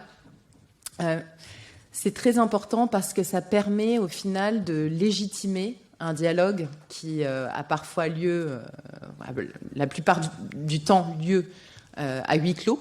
Et le fait de réinvestir l'Assemblée générale, qui est quand même dans nos sociétés capitalistes occidentales, finalement, le pouvoir souverain ultime sur l'entreprise est détenu par le capital et donc par les actionnaires. Donc le fait que et ce pouvoir s'exprime au moment du vote en Assemblée générale, donc le fait de réinvestir ce forum, de réinvestir ces assemblées générales, ça permet de légitimer ce dialogue. Et pour les entreprises, ça permet aussi d'objectiver l'état des réflexions de leur base actionnariale et d'objectiver le résultat et le positionnement de leurs actionnaires sur ces sujets-là. Sinon, on entend beaucoup trop souvent, dans le cadre de dialogues à huis clos, que tel gérant leur a dit dans une conférence à New York que les sujets climat ne les intéressaient pas. Et voilà, je vois quelques personnes qui rient parce que, bon, malheureusement, c'est quand même des arguments auxquels on fait face très régulièrement et beaucoup trop fréquemment. Juste le dernier point, et après je serai plus brève pour les autres réponses, pardon. Mais le dernier point, et je pense qu'il ne faut pas le sous-estimer, c'est, parce que je crois que Mathieu, tu disais, ça permet aux entreprises d'exposer finalement le cadre de leur réflexion. Je pense que beaucoup d'entreprises, en fait, n'ont pas aujourd'hui ce cadre, n'ont pas poussé ces réflexions, ou en tout cas les ont poussées, mais en silo. Et des remontées qu'on a pu avoir de plusieurs grandes entreprises, d'ailleurs, vous seriez surpris par la taille des entreprises en question, ça a permis un dialogue entre différentes équipes, ça a permis d'enclencher des cycles de formation, ça a permis une acculturation en interne, ça permet aussi finalement d'innover et de trouver des solutions différentes, de créer de nouveaux produits, de nouveaux services, de repenser la stratégie. Donc ça, c'est également un apport important, je pense, du Say on Climate, qui est du coup pris au sérieux, puisqu'il est discuté et voté en Assemblée générale. On sent quand même de la tension autour du Say on Climate. Qu'est-ce que vous diriez de la relation, en fait, de la perception que peuvent avoir les dirigeants d'entreprise, des investisseurs qui, comme nous, le poussent? Alors, il faut bien distinguer, comme on l'a fait, le Say on Climate qui est proposé par l'entreprise et les résolutions actionnariales sur des sujets climatiques. Pour ce qui est du Say on Climate, je pense que beaucoup d'entreprises sont réticentes parce que justement la stratégie n'est pas forcément suffisamment poussée ou aboutie et le cadre n'est pas forcément là en interne pour réfléchir à ces sujets. Et pour ce qui est des résolutions d'actionnaires sur des sujets climat, qui sont souvent déposées quand l'entreprise tarde justement à présenter sa stratégie, ou en tout cas une stratégie valable aux yeux de ses actionnaires, là c'est une levée de bouclier. J'ai pas de souvenir de cas où les dirigeants français, pour la plupart, aient pris ce type de démarche de manière professionnelle et dépassionnée. Donc voilà, on a souvent affaire à c'est vécu comme une attaque, et ça c'est quelque chose qu'on aimerait changer aussi en France. C'est un droit de l'actionnaire de déposer une résolution en Assemblée générale. Je sais bien que ce n'est pas l'objet aujourd'hui forcément de la table ronde, mais voilà, je pense que c'est des sujets dont on devrait pouvoir débattre de manière posée et professionnelle, sans que ce soit vécu comme une agression. On fait tout pour. Ça fait partie de la stratégie d'engagement. Encore une question pour vous, Mathieu. En tant qu'agence publique, quel rôle vous pouvez jouer entre justement investisseurs et entreprises? Vous l'avez dit, vous êtes agnostique finalement entre les deux. Est-ce que vous pouvez être pacificateur finalement peut-être dans ce... C'est vrai qu'avec la présentation de Bertie, on peut se demander pourquoi on se rajoute en plus à mettre peut-être un peu de confusion tout ça. Mais effectivement, l'objectif, c'est effectivement d'apporter de l'information et une aide justement dans ce dialogue. Et du coup, mon premier message, c'est que, et on a parlé d'abord de transparence, la transparence n'implique pas forcément la clarté. Et avec la CSRD, on va avoir 1 millier de points publiés par entreprise. Et en fait, comprendre ce que veulent dire ces data points, des fois, il faut aussi aller chercher de l'information par ailleurs. Typiquement, Roman évoquait un scénario AIE. Voilà, c'est pas tout d'avoir des trajectoires ou des ambitions. Il faut savoir, voilà, qu'est-ce qui est préconisé, quelles sont les spécificités d'un secteur, etc. Et donc passer d'un niveau d'analyse micro sur ces milliers de points à un niveau d'analyse macro, c'est-à-dire pouvoir prendre des décisions, se dire est-ce que ce plan, par exemple, il est crédible, est-ce qu'il est robuste ou est-ce qu'il a des faiblesses, hein. Et pour ça, on a besoin effectivement d'apporter un niveau d'expertise qui ne pourra pas être développé par l'ensemble des investisseurs de la place, par exemple. Donc c'est quelque chose d'extrêmement complexe, et c'est une des raisons qui nous a fait nous engager sur cette question des Sound Climate, c'est de se dire on a développé une expertise de compréhension des enjeux sectoriels et des enjeux d'un plan de transition. Il est intéressant de l'utiliser dans ce cas d'école qui est le Sound Climate. Et ce que je voulais dire, c'est qu'on a aujourd'hui une impulsion qui est quand même très forte au niveau européen. Donc on a déjà évoqué un peu le Green Deal, le package Fit for 55. On a 14 réglementations qui touchent l'ensemble des secteurs clés de l'économie. Je vais donner 2 exemples. Sur 40% des émissions de gaz à effet de serre en Europe, on a le marché de permis d'émissions carbone, et l'ambition de réduction de ces permis, c'est de 62%. Donc il y aura 62% de permis en moins en 2030 par rapport à 2005. On a, dans un autre cas, sur l'interdiction des véhicules légers thermiques à horizon 2035. Ça change à la fois le parc de véhicules, mais ça change aussi toutes les infrastructures qui permettent de faire fonctionner ces véhicules, comme par exemple les bornes de recharge. On a essayé, du coup, côté ADEME, d'apporter de l'expertise sur ces transformations, et je vais donner 2 exemples. On a conçu des plans de transition sectoriels, et on a regardé, par exemple, le secteur du ciment. Le secteur du ciment, pour réaliser la stratégie nationale bas carbone et réduire de 80% ses émissions, il a besoin de 5 milliards d'investissements d'ici à 2050. Et le prix du ciment sera multiplié par 2,5. Et cette augmentation, elle se fera qu'on fasse les investissements ou pas, parce qu'en fait, sinon, c'est juste le prix des permis d'émission qui va compenser en fait cette hausse de prix. Donc, on peut soit produire du ciment bas carbone, et effectivement, on aura des surcoûts de production, soit rien changer à l'appareil productif, mais de manière, le prix du ciment va également augmenter avec les trajectoires qui sont prévues sur le prix de marché du CO2. C'est la même chose sur le marché de l'ammoniac, où on a besoin de 800 millions d'euros d'investissement et des prix doublés en cas de transition. Donc sur tous ces sujets-là, il y a besoin d'apporter cette expertise. Il y a besoin de savoir si les entreprises ont bien conscience aussi des transformations qui sont en train de se passer à un niveau européen. Et il faut mettre en place ces éléments de dialogue. Et c'est pour ça aussi un des messages, c'est que finalement le Sound Climate, c'est un peu la partie émergée de l'iceberg pour nous, parce qu'en fait, ce qui structure en dessous, c'est les transformations de l'économie à l'échelle européenne, c'est l'ensemble des milliers de points qui vont devoir être publiés dans le cadre de la CSRD, donc tous ces éléments de transparence.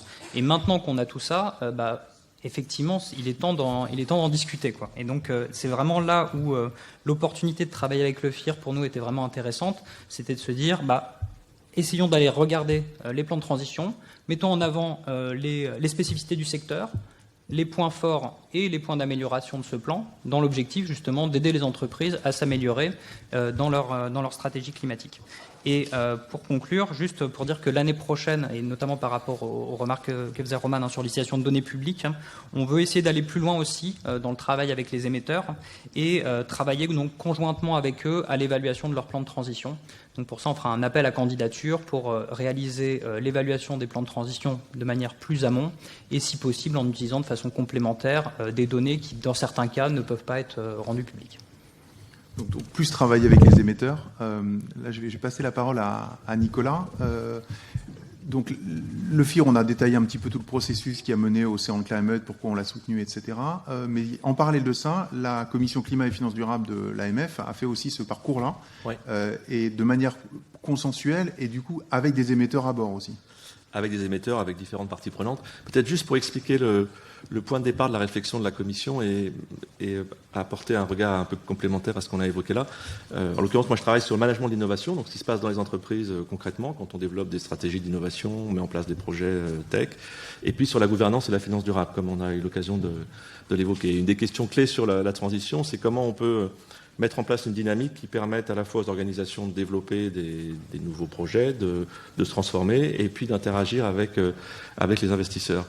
Et donc, il y a un certain nombre de chercheurs depuis longtemps, notamment beaucoup qui sont actifs au FIR, qui travaillent sur ces sujets, entre autres d'engagement actionnarial.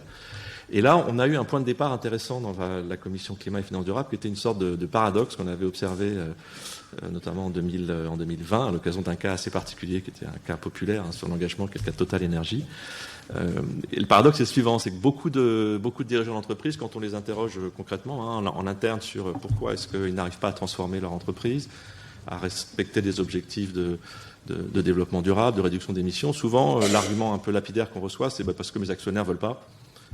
Et quand j'ai des plans d'investissement que je présente à mes actionnaires, souvent TRI est un peu plus faible et je ne suis pas suivi par ma base, quoi. Et donc ça, c'est un argument qu'on entend très souvent côté entreprise, quand on travaille concrètement sur des projets de développement.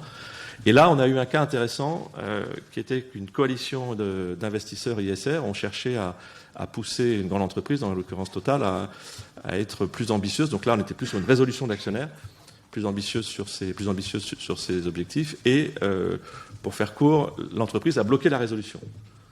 Donc ça, c'était quand même un paradoxe, c'est-à-dire que vous avez des dirigeants qui expliquent qu'ils ne peuvent pas bouger parce que les actionnaires les bloquent, et quand certains actionnaires veulent bouger, c'est les dirigeants qui les bloquent. Alors il y a beaucoup de littérature sur le sujet, avec pas mal de travaux qui montrent que notamment le pouvoir n'est pas forcément entre les mains des investisseurs, contrairement peut-être à ce que beaucoup d'investisseurs espèrent ici, et que le pouvoir est souvent entre les mains des dirigeants.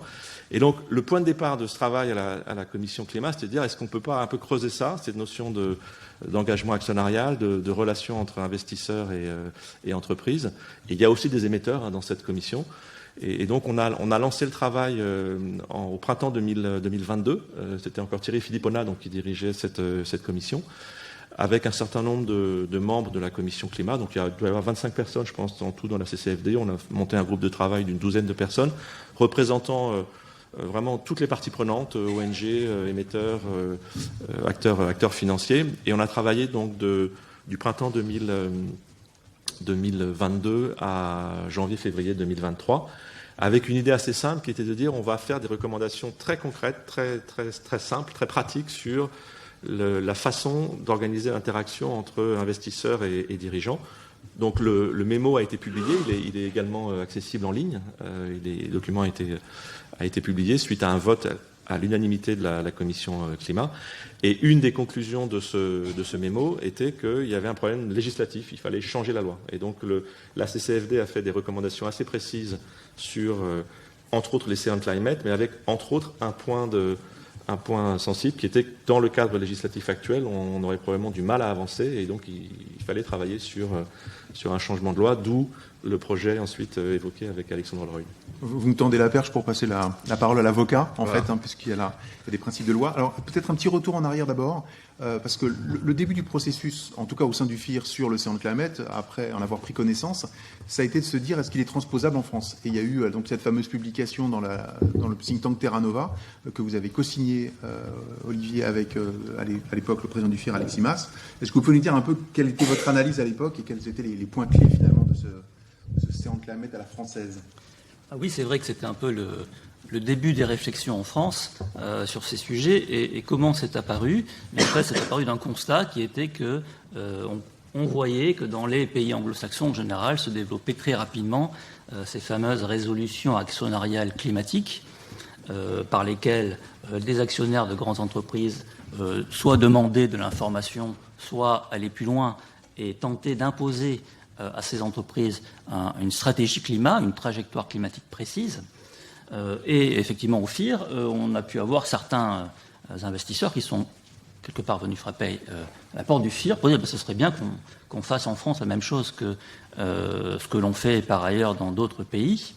Et lorsqu'on a commencé à regarder ces sujets et un petit peu à les expérimenter, on s'est vite aperçu qu'il y avait effectivement, comme le rappelle Nicolas, un problème juridique propre au droit français des sociétés qui rendait ces mécaniques largement utilisées dans le pays anglo-saxon de facto inadaptables, non transposables en France, du fait de deux blocages principaux. Le premier, c'est le seuil de détention capitalistique qu'un actionnaire doit détenir pour être en capacité de déposer une résolution actionnariale qui fera l'objet d'un vote en Assemblée générale. Le seuil pour les grandes entreprises cotées de 0,5%, ce qui est très élevé et qui rend de facto impossible l'existence d'un seul investisseur actionnaire détenteurs d'un tel seuil, donc il faut des coalitions, donc c'est compliqué à mettre en œuvre, déjà. Premier obstacle.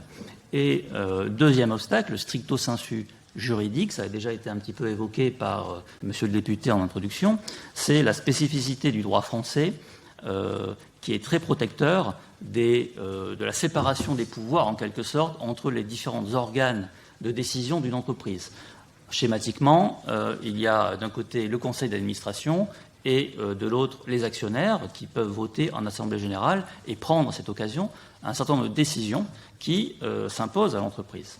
Bien, le code de commerce définit très limitativement les pouvoirs, les domaines de compétences qui relèvent de la compétence des actionnaires et donc de l'assemblée générale. Et en gros, pour simplifier les choses, tout sujet qui n'est pas inclus dans cette liste limitative qui donne compétence à l'Assemblée générale des actionnaires pour décider, eh bien, ça veut dire qu'en fait, c'est un sujet qui relève de la compétence exclusive du conseil d'administration. Et dans la problématique qui nous occupe des sujets climatiques, des stratégies climat, eh bien, la stratégie climat ne figure pas dans le code de commerce comme parmi les sujets de compétence de l'Assemblée générale des actionnaires. Je ne vais pas rentrer dans les détails juridiques des débats, mais du coup, ça rendait de facto impossible le dépôt de ces résolutions d'actionnaires. Pourquoi ? Parce que, comme le rappelait Nicolas, l'entreprise, à l'époque Total, en 2020, je crois, disait, écoutez, nous, c'est avec grand plaisir qu'on soumettrait cette résolution au vote de l'Assemblée générale, mais on se met en risque juridiquement, on va mettre en risque la totalité de notre Assemblée générale parce qu'on va faire voter les actionnaires sur un sujet, alors même qu'ils n'en ont pas la compétence, puisque cette compétence, le droit français nous dit qu'elle relève du conseil d'administration. Donc ce sont ces deux blocages-là, constatés au FIR, qui nous ont amenés à changer notre réflexion pour ne pas essayer de transposer en France ce qui se faisait dans les pays anglo-saxons, parce que, comme le rappelait Nicolas, ça nécessitait un changement majeur du droit des sociétés cotées, et donc là, on rentrait dans une mécanique lourde, et on est en 2021, et donc on y est encore, donc on ne s'est pas trompé dans le fait que ça aurait demandé une mécanique lourde. On s'est dit, mais finalement, qu'est-ce que cherchent les investisseurs responsables ?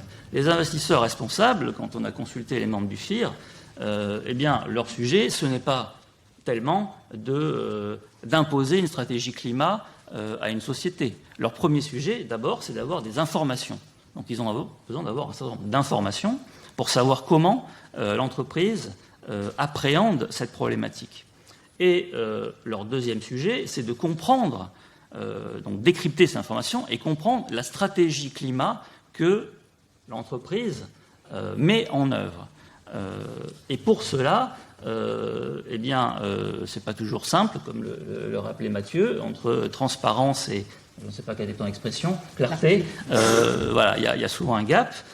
Donc, en fait, ce que veulent les investisseurs responsables, c'est comprendre et pouvoir discuter. Pourquoi pouvoir discuter ? Parce que ce qu'ils veulent, leur objectif, c'est s'assurer que, en tant qu'investisseurs responsables, ils vont investir, en l'occurrence dans une société qui a bien des préoccupations climatiques conformes à ce que les investisseurs ont eux-mêmes dit à leurs propres clients qui leur ont confié l'argent et qui leur ont dit « je veux que mon argent, qu'on vous confie, vous le placiez dans des investissements responsables ».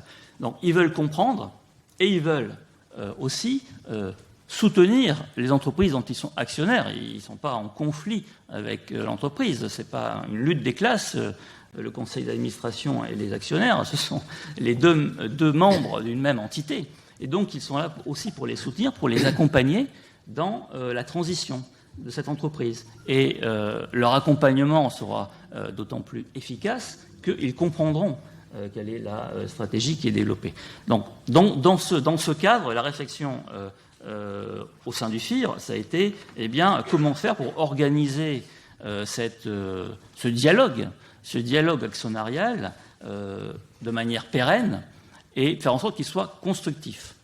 pour que ce ne soit pas, comme le rappelle Bertille, dès qu'on évoque le sujet, une levée de bouclier, ça y est, les actionnaires nous tombent dessus. Non, il faut que ce soit constructif. Eh bien, compte tenu des blocages juridiques auxquels qui existent en France, on avait identifié une voie médiane qui est celle du vote consultatif des actionnaires en Assemblée générale. Qu'est-ce que ça veut dire concrètement? Ça veut dire la société définit sa propre stratégie climatique, c'est donc le conseil d'administration qui a la main sur la stratégie que la société va mettre en œuvre, et il va consulter ses actionnaires dans le cadre de l'Assemblée générale via un vote consultatif, c'est-à-dire un vote qui n'est pas contraignant juridiquement. Les actionnaires vont s'exprimer. Pour être très clair, qu'est-ce que ça veut dire? Ça veut dire que la stratégie climatique et durabilité est proposée et soumise au vote consultatif des actionnaires. Il y a un rejet. Plus de 50% des actionnaires disent non, mais moi, ça ne me va pas du tout. Ils disent que bon, ça ne veut pas dire que le conseil d'administration est contraint de modifier sa stratégie climatique. Le fait qu'il n'y ait pas cette contrainte, la différence de toutes les autres résolutions qui peuvent être prises, eh bien, c'est ce qui va permettre l'existence et la pérennité du dialogue. L'entreprise ne va pas craindre de soumettre sa stratégie aux actionnaires qui vont pouvoir s'exprimer librement et tout ça va permettre de construire un dialogue. Alors, juridiquement, comme ça, c'est simple de dire il suffit de faire un vote consultatif, sauf que juridiquement, en France, la figure du vote consultatif en Assemblée générale n'existe pas. Le Code de commerce n'évoque pas la possibilité de vote consultatif. Et donc, c'était une pratique qui était parfois constatée dans des domaines particuliers. L'objet de notre note en 2021, ça a notamment été de démontrer juridiquement que la voie du vote consultatif en Assemblée générale était juridiquement possible. Même si elle n'était pas expressément prévue par les textes, eh bien, elle était juridiquement possible. Elle ne mettait pas en risque juridique la société qui se lançait dans ce processus. Et l'analyse qu'on a eue en 2021, comme le rappelait Nicolas, elle a été reprise par d'autres instances, l'AMF en tout premier lieu, mais aussi le haut comité juridique de la place de Paris, qui effectivement s'est saisi quelques années après de cette même problématique pour voir ce qu'il en était. Et c'est vrai que eh bien, il y a un consensus aujourd'hui pour dire que cette figure juridique est possible en droit français, même si elle n'existe pas formellement dans les textes. Alors, petit bémol par rapport à aujourd'hui, puisqu'on est dans le cadre d'un amendement, c'est que quand on est avocat ou quand on est juriste, eh bien, c'est pas parce qu'il y a un nombre considérable d'opinions qui vont dans le même sens pour dire que c'est valable juridiquement, que pour autant, il n'y a pas de risque juridique. Ce sont ce qu'on appelle dans notre langage, je dirais, la doctrine est unanime, où il y a une doctrine majoritaire pour considérer que c'est juridiquement sans risque, mais pour que ce soit 100% sécurisé, eh bien, il est préférable de l'inscrire dans un texte, et c'est une des raisons pour lesquelles il y a aujourd'hui cette proposition d'amendement à la loi sur l'industrie verte pour inscrire dans le marbre de la loi un dispositif de dialogue pérenne et constructif entre entreprises et actionnaires sur la stratégie climatique décidée par l'entreprise. Effectivement, alors je vais te donner la parole tout de suite, Nicolas. Le FIR a beaucoup œuvré, hein. Alexandre Leroy l'a dit tout à l'heure, hein, pour cet amendement. On a beaucoup réfléchi, mais on n'était pas les seuls. Effectivement, je pense que la CCFD de l'AMF aussi a beaucoup poussé en ce sens, ce qui a aidé à crédibiliser finalement l'ensemble de cette démarche. Finalement, les idées clés derrière, Nicolas, de cet amendement, c'est quoi? Alors, juste un point technique, c'est bien la commission climat et finances durables de l'AMF dont on parle, parce que si on dit l'AMF, là, on va avoir les gendarmes qui vont nous arrêter tout de suite, parce que le CCFD de l'AMF. CCFD de l'AMF, le collège est beaucoup plus prudent et peut-être, si je peux me permettre une opinion personnelle, assez conservateur sur la question. Je referme la parenthèse.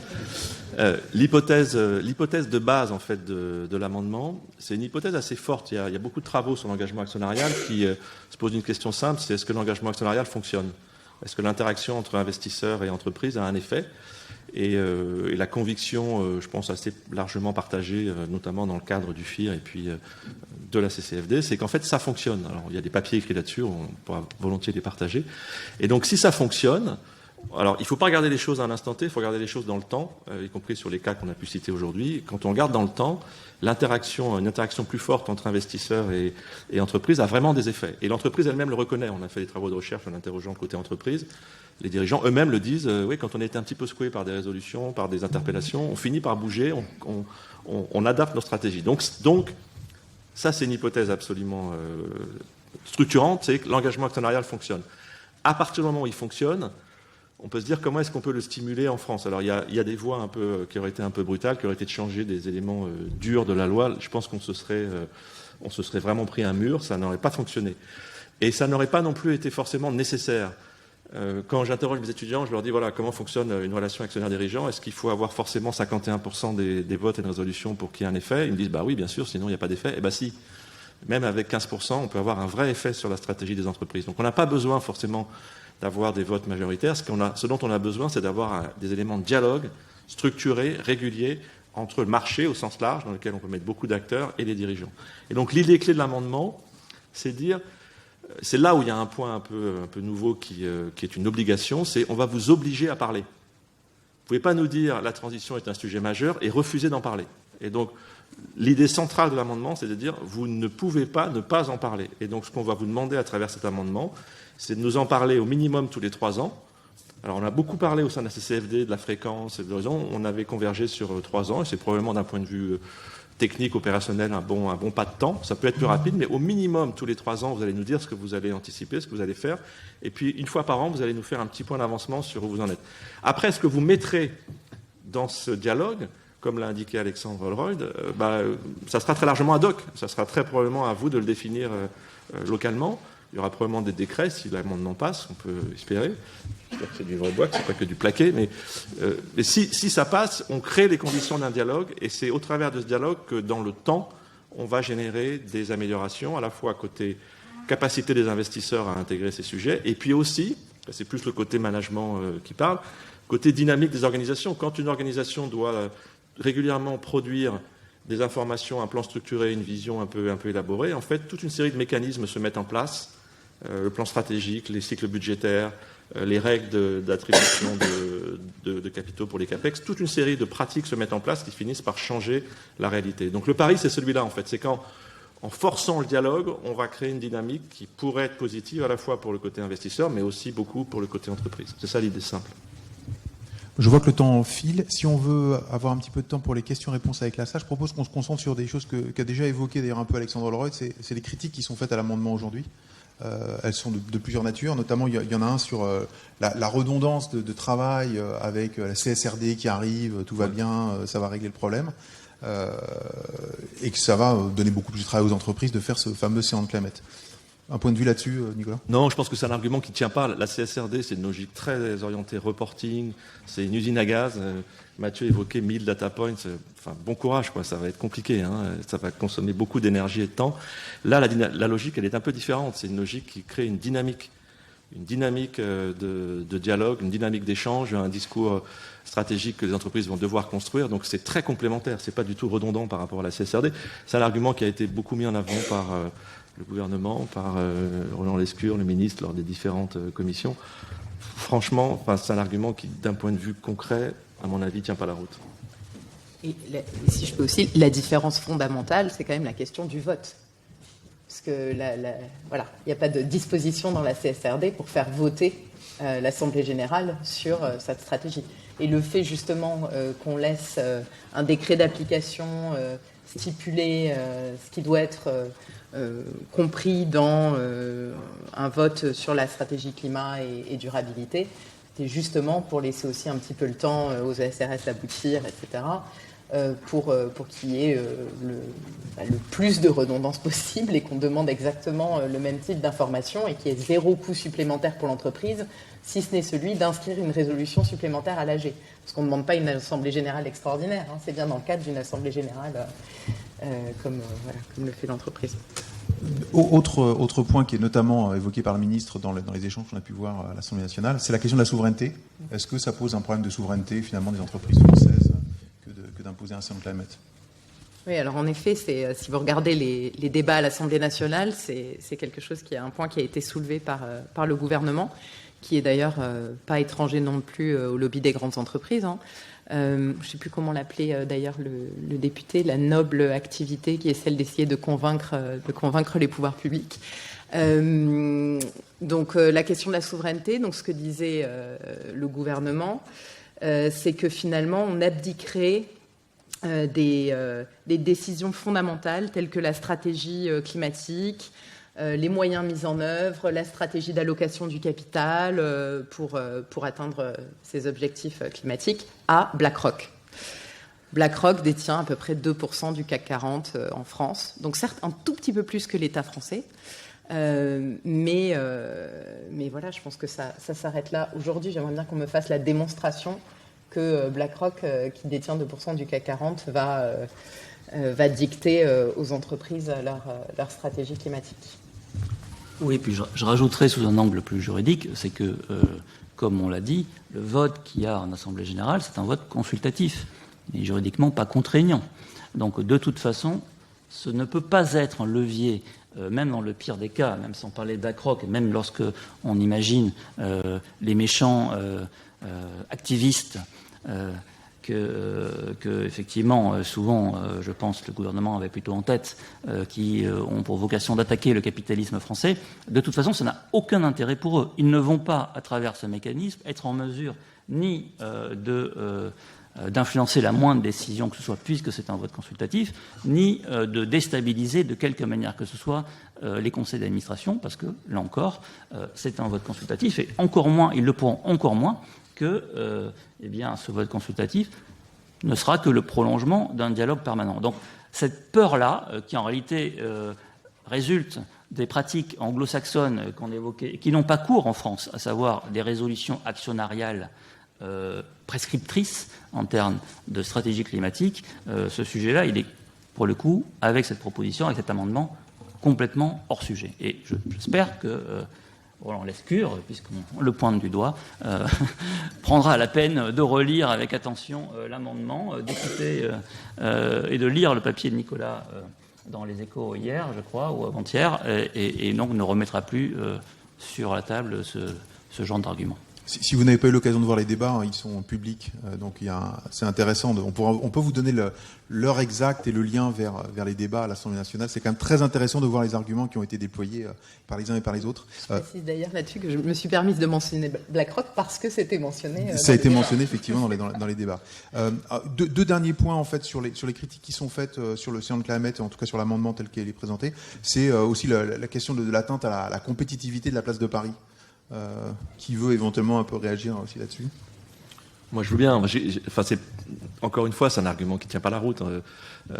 Beaucoup d'entreprises pourraient aller se coter ailleurs, mais avec des contraintes, comme l'évoquait Alexandre Heureroth, beaucoup plus fortes pour elles dans la relation avec les actionnaires. Donc ça ne tient pas la route.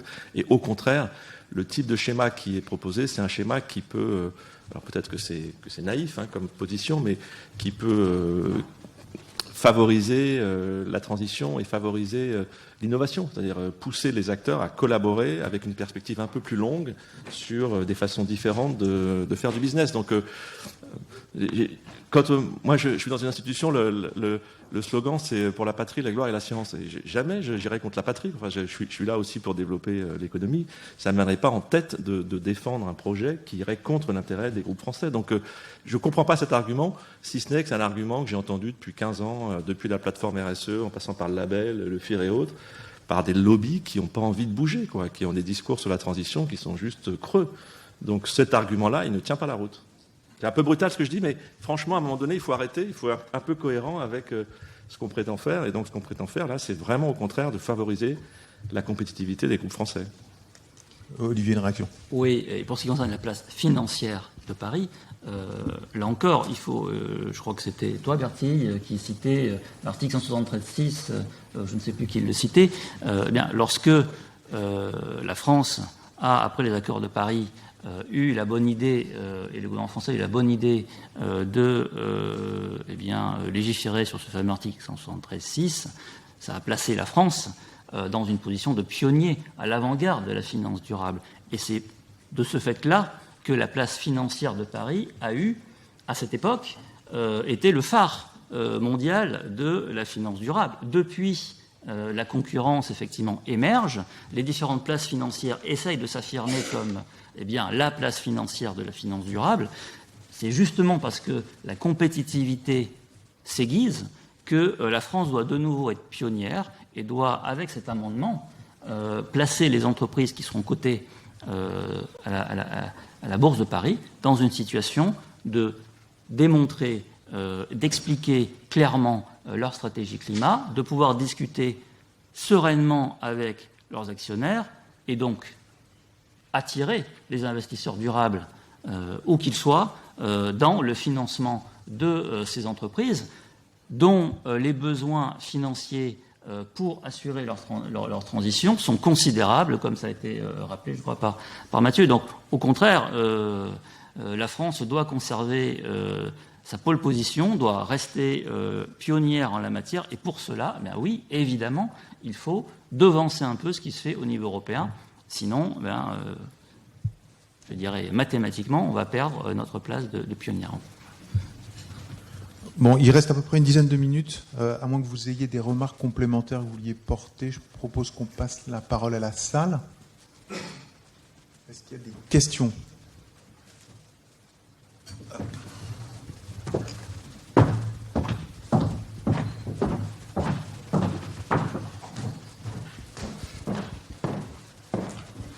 Maël. Bonsoir à toutes et à tous. Merci beaucoup pour ce débat très enrichissant. Je voulais juste réagir au commentaire de Bertie sur le potentiel impact des investisseurs sur d'autres juridictions. Un article récemment publié par Morningstar démontre que le soutien des grands investisseurs américains aux résolutions climat et durabilité cette année est en déclin. Et l'argument qui est déployé par ces grands investisseurs américains est que la qualité des résolutions déposées serait en déclin aussi. Et donc au final, si on y réfléchit, la généralisation du Sound Climate serait une amélioration du contenu de la résolution de l'entreprise qui amènerait potentiellement les investisseurs à voter beaucoup plus en faveur puisque le contenu serait beaucoup plus qualitatif. Oui, mais tout à fait. Je pense que, alors, c'est un article, je pense, qui se focalise sur les États-Unis. Donc, il y a eu à peu près 360 résolutions ESG cette année, contre 300 l'année dernière. Et je crois que les chiffres pour BlackRock en termes de vote pour, ça devait être l'année dernière plus d'une vingtaine de pourcents, peut-être 22%, et 7% uniquement en 2023. Donc en effet, ça a baissé. Maintenant, il faut regarder dans le détail. Et comme ça a été rappelé tout à l'heure, la SEC en 2021 a changé de position. Il y a maintenant beaucoup plus de résolutions sur ces sujets-là qui peuvent être déposées et donc qui vont dans un niveau bien plus important de détail et qui sont plus prescriptives aussi pour certaines. Et c'est d'ailleurs ce qu'a expliqué BlackRock pour justifier de cette baisse. Donc maintenant, il faut aller regarder au cas par cas. Ce que j'ai fait simplement par intérêt, d'ailleurs, pour les résolutions qu'on a pu déposer en France, donc les résolutions d'actionnaires sur des sujets climatiques. Il est vrai que dans les 3 cas, BlackRock a voté contre ou s'est abstenu. Mais maintenant, je pense que voilà, il ne faut pas non plus généraliser, alors qu'un acteur, alors certes, qui pèse, mais voilà, c'est dans un contexte aussi politique aux États-Unis qui est bien différent de celui du contexte français et européen. Donc je pense qu'il ne faut pas s'arrêter là non plus et que certainement tout le travail que fait l'ADEME sur la qualité du contenu des plans climat va porter ses fruits et voilà, je pense qu'il faut continuer à avancer malgré tout. De toute façon, il y aura toujours des divisions entre acteurs. Et si je peux peut-être une dernière une dernière statistique sur les résolutions d'actionnaires. Donc, chez Engie, la résolution déposée par les actionnaires a obtenu quasiment 25% de votes pour. Chez Total, c'était 30%. Et ensuite, la dernière qu'a évoquée Cédric Lavéry tout à l'heure, c'est celle qu'on a déposée chez Carrefour, qui a été reprise à son compte par le conseil d'administration. Et elle a obtenu 93% de votes pour. Donc, c'est celle sur laquelle BlackRock s'est abstenu, justement. Mais donc, du coup, c'est quand même intéressant de voir que quand le management, quand le conseil d'administration soutient la démarche, soutient finalement le bien fondé de se dire, bah oui, on peut travailler finalement avec les investisseurs pour aller plus loin sur notre stratégie climat, en l'occurrence là, sur la quantification des différents leviers pour réduire nos émissions liées à notre scope 3 d'ici à 2030, on peut obtenir des résultats qui sont absolument massifs, comme 93%, quasiment deux fois plus que la rémunération d'Alexandre Bompard. Hein. Donc, Est-ce qu'il y a d'autres questions dans la salle?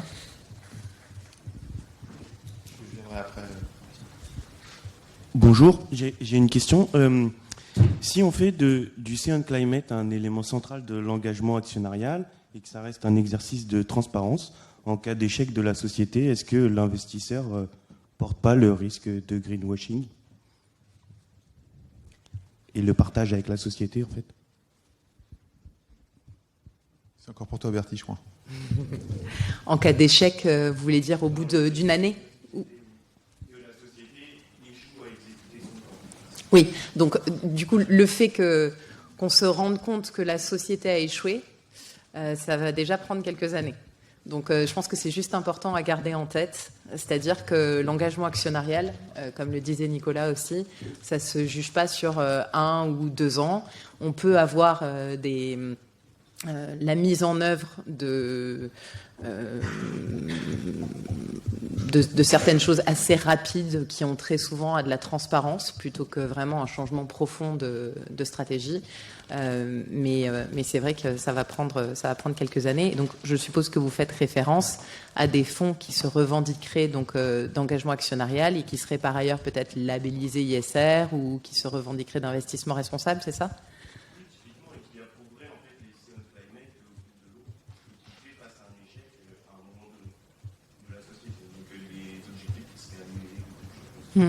Je pense qu'à ce moment-là, c'est chaque actionnaire qui devra en tirer les conséquences. Et c'est vrai que dans la plupart des politiques d'escalade en matière d'engagement actionnarial, aujourd'hui, le désinvestissement est la dernière étape. Maintenant, dans la nouvelle mouture du label ISR, on évoque 3 ans pour désinvestir. Personnellement, et ça c'est mon avis très personnel, je pense que c'est pas suffisant. Si on veut vraiment obtenir des changements très structurels, et notamment des changements stratégiques de la part des organisations.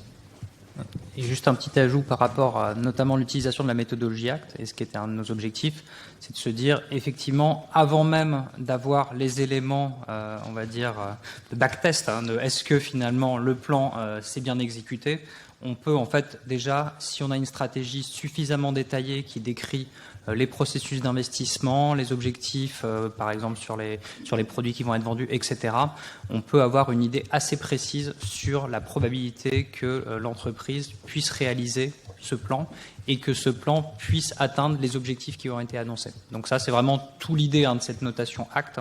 Et une entreprise qui n'aurait pas aujourd'hui la moyenne sur sa notation ACT a peu de chances de réaliser les objectifs qu'elle a annoncés. Juste un commentaire, vous avez raison, hein, il peut y avoir beaucoup de cas d'échec. Un argument souvent invoqué par les dirigeants, c'est de dire oui, mon horizon n'est pas celui des investisseurs. C'est-à-dire que moi j'engage des plans et puis si je rencontre une difficulté, je suis dans un creux de cycle, mes investisseurs qui m'ont beaucoup sermonné sur le climat, je les trouve plus, quoi. Donc ça c'est vrai, c'est une réalité. Je ne sais pas si beaucoup d'investisseurs sont capables de supporter des périodes pendant lesquelles la performance n'est pas là et vont voir ailleurs. Maintenant la question pour moi c'est pas tellement ça, c'est qu'est-ce qui se passe si on fait rien, quoi. C'est-à-dire que il y a des cas où ça marchera pas, ça me paraît assez évident, mais il y a énormément de cas, c'est peut-être il faut être charbonnier, mais où ça peut générer des dynamiques assez intéressantes qui feront beaucoup plus pour la transition que si on ne mettait pas en place ce scénario-là. Donc c'est des comparaisons de scénarios en fait. Et le scénario qu'on imagine, il n'est pas parfait, mais il peut probablement générer beaucoup de progrès dans pas mal d'organisations. Donc c'est ça le pari, mais pas partout. J'ai une question par ici. Bonjour, François Faure, je fais partie de la commission grand public du FIR et je fais suite à une conversation, à une visio avec Mathieu Garnero vendredi. Il est évident, comme vous le précisiez, Monsieur Motis, que l'engagement actionnarial est quelque chose d'essentiel dans la transformation des entreprises et de l'économie. Mais aujourd'hui, le grand public, les épargnants et les distributeurs sont totalement à l'écart, n'y comprennent rien, ne sont pas informés. Et est-ce que ça ne pose pas cette absence de connexion entre les épargnants, le grand public et le travail des gérants dans l'engagement actionnarial? Est-ce que ça ne pose pas un problème d'efficacité de l'engagement actionnarial? Et est-ce que ça ne pose pas aussi, in fine, un problème de démocratie? Puisque ça touche au cœur de la société. Alors, je vais répondre très vite, peut-être, enfin en tout cas un point de vue.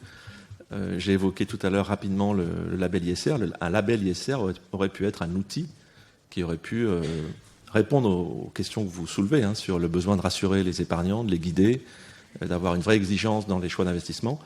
La réalité, c'est que ça n'a pas marché. C'est-à-dire que ce label, il est nul.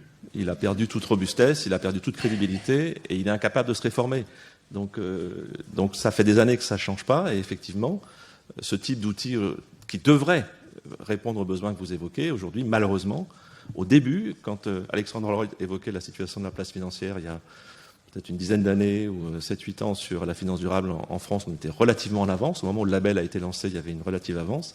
C'est un autre point sur lequel on a, je pense, perdu une occasion d'avoir des signaux de qualité qui auraient pu traiter ce que vous évoquez. Alors, pour être très, très précis, il y a un élément de réponse à la question que j'ai posée qui est dans une proposition d'amendement qui avait été déposée par Valérie Rabault l'année dernière au sein du groupe socialiste et qui n'a pas pu sortir puisque l'opposition n'a qu'un jour pour proposer pour mettre à jour ses projets de loi. C'est tout simplement un amendement à l'article L124 alinéa 9 du Code monétaire et financier qui stipulerait que les gérants ont le droit, la possibilité de consulter les épargnants sur la base de un homme, une voix pour leur politique actionnariale, enfin pour leur stratégie actionnariale, leur stratégie d'investissement et leur politique d'engagement actionnarial. C'est aussi simple que ça. Bon, j'ai transmis le texte à Alexandre Leroy tout à l'heure, on verra ce que ça donnera. Mais je pense qu'on a tous à travailler dans ce sens et qu'il faudrait peut-être que l'on en parle. Juste dans les réformes successives qui ont été proposées sur le label, il y avait notamment, dans plusieurs projets, un volet très important sur le fait d'améliorer l'engagement effectif des fonds labellisés ISR. Donc c'est effectivement un point qui, depuis très très longtemps, est sur la table, mais qui n'a pas été intégré dans les référentiels du label. Bon, je crois qu'on a atteint le temps imparti. Est-ce que vous voulez encore compléter la réponse et peut-être prendre une dernière question? Je vous signale qu'il y a un cocktail ensuite en bas, où on pourra poursuivre les échanges. Je vois qu'il y a une dernière main qui s'est levée. C'est la 2. Alors, deux questions d'un coup. Bonjour, je voulais savoir, malgré le temps court par rapport au premier CN Climate qui avait été mis en place, si vous avez déjà des premiers résultats intermédiaires sur l'effet justement du CN Climate sur la mise en place d'une stratégie sur la transition des entreprises concernées. Bonjour, moi j'avais une question sur ACT. J'ai vu que vous aviez un critère de réputation. Donc comment vous faites pour noter la réputation climatique des entreprises? Est-ce qu'il y a un malus? Est-ce que l'échelle peut descendre assez bas?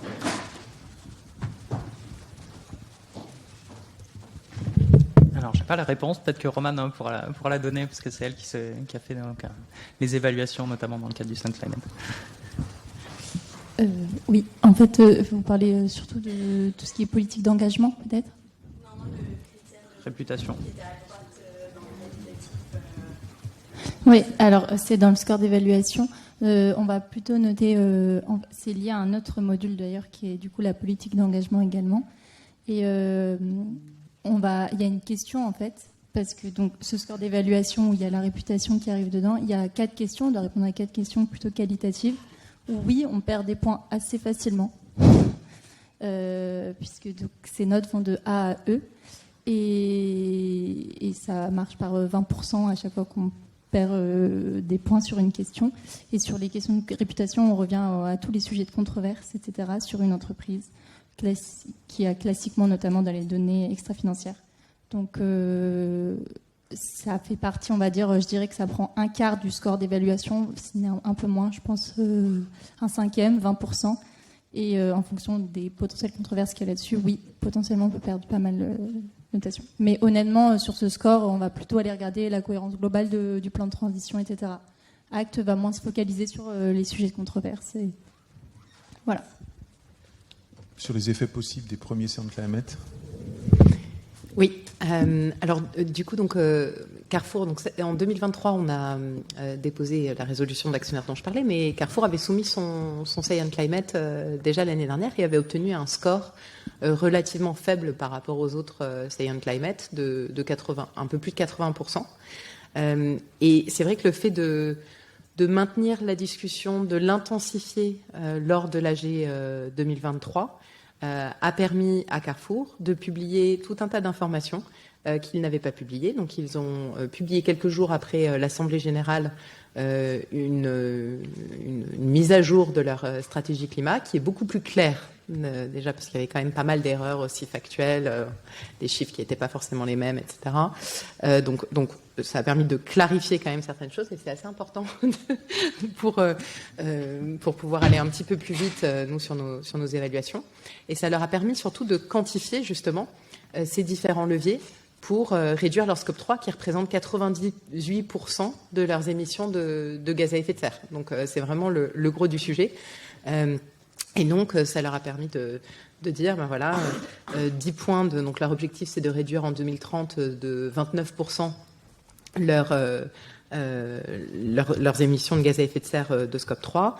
Donc voilà, pour 10 points de pourcentage, ça viendra de tout ce qu'on peut faire en matière d'achat fournisseurs, pour 9% les carburants que l'on vend, pour pareil dans 8% de la protéine végétale, etc.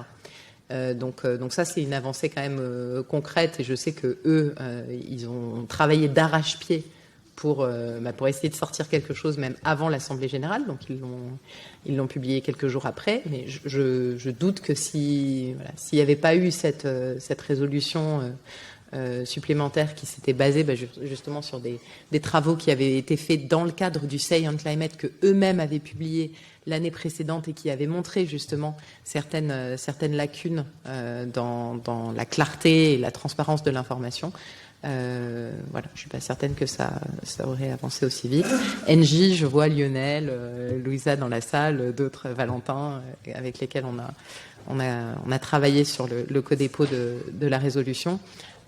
Pareil, a fait des avancées en termes de transparence comme on le leur demandait et s'est engagé à soumettre au vote des actionnaires tous les 3 ans leur stratégie climat, ce qu'ils n'avaient pas fait. Et je parle même pas de Total maintenant qui commence à être rodé à l'exercice et qui, à mon avis, a des équipes, c'est vraiment staffé sur le sujet.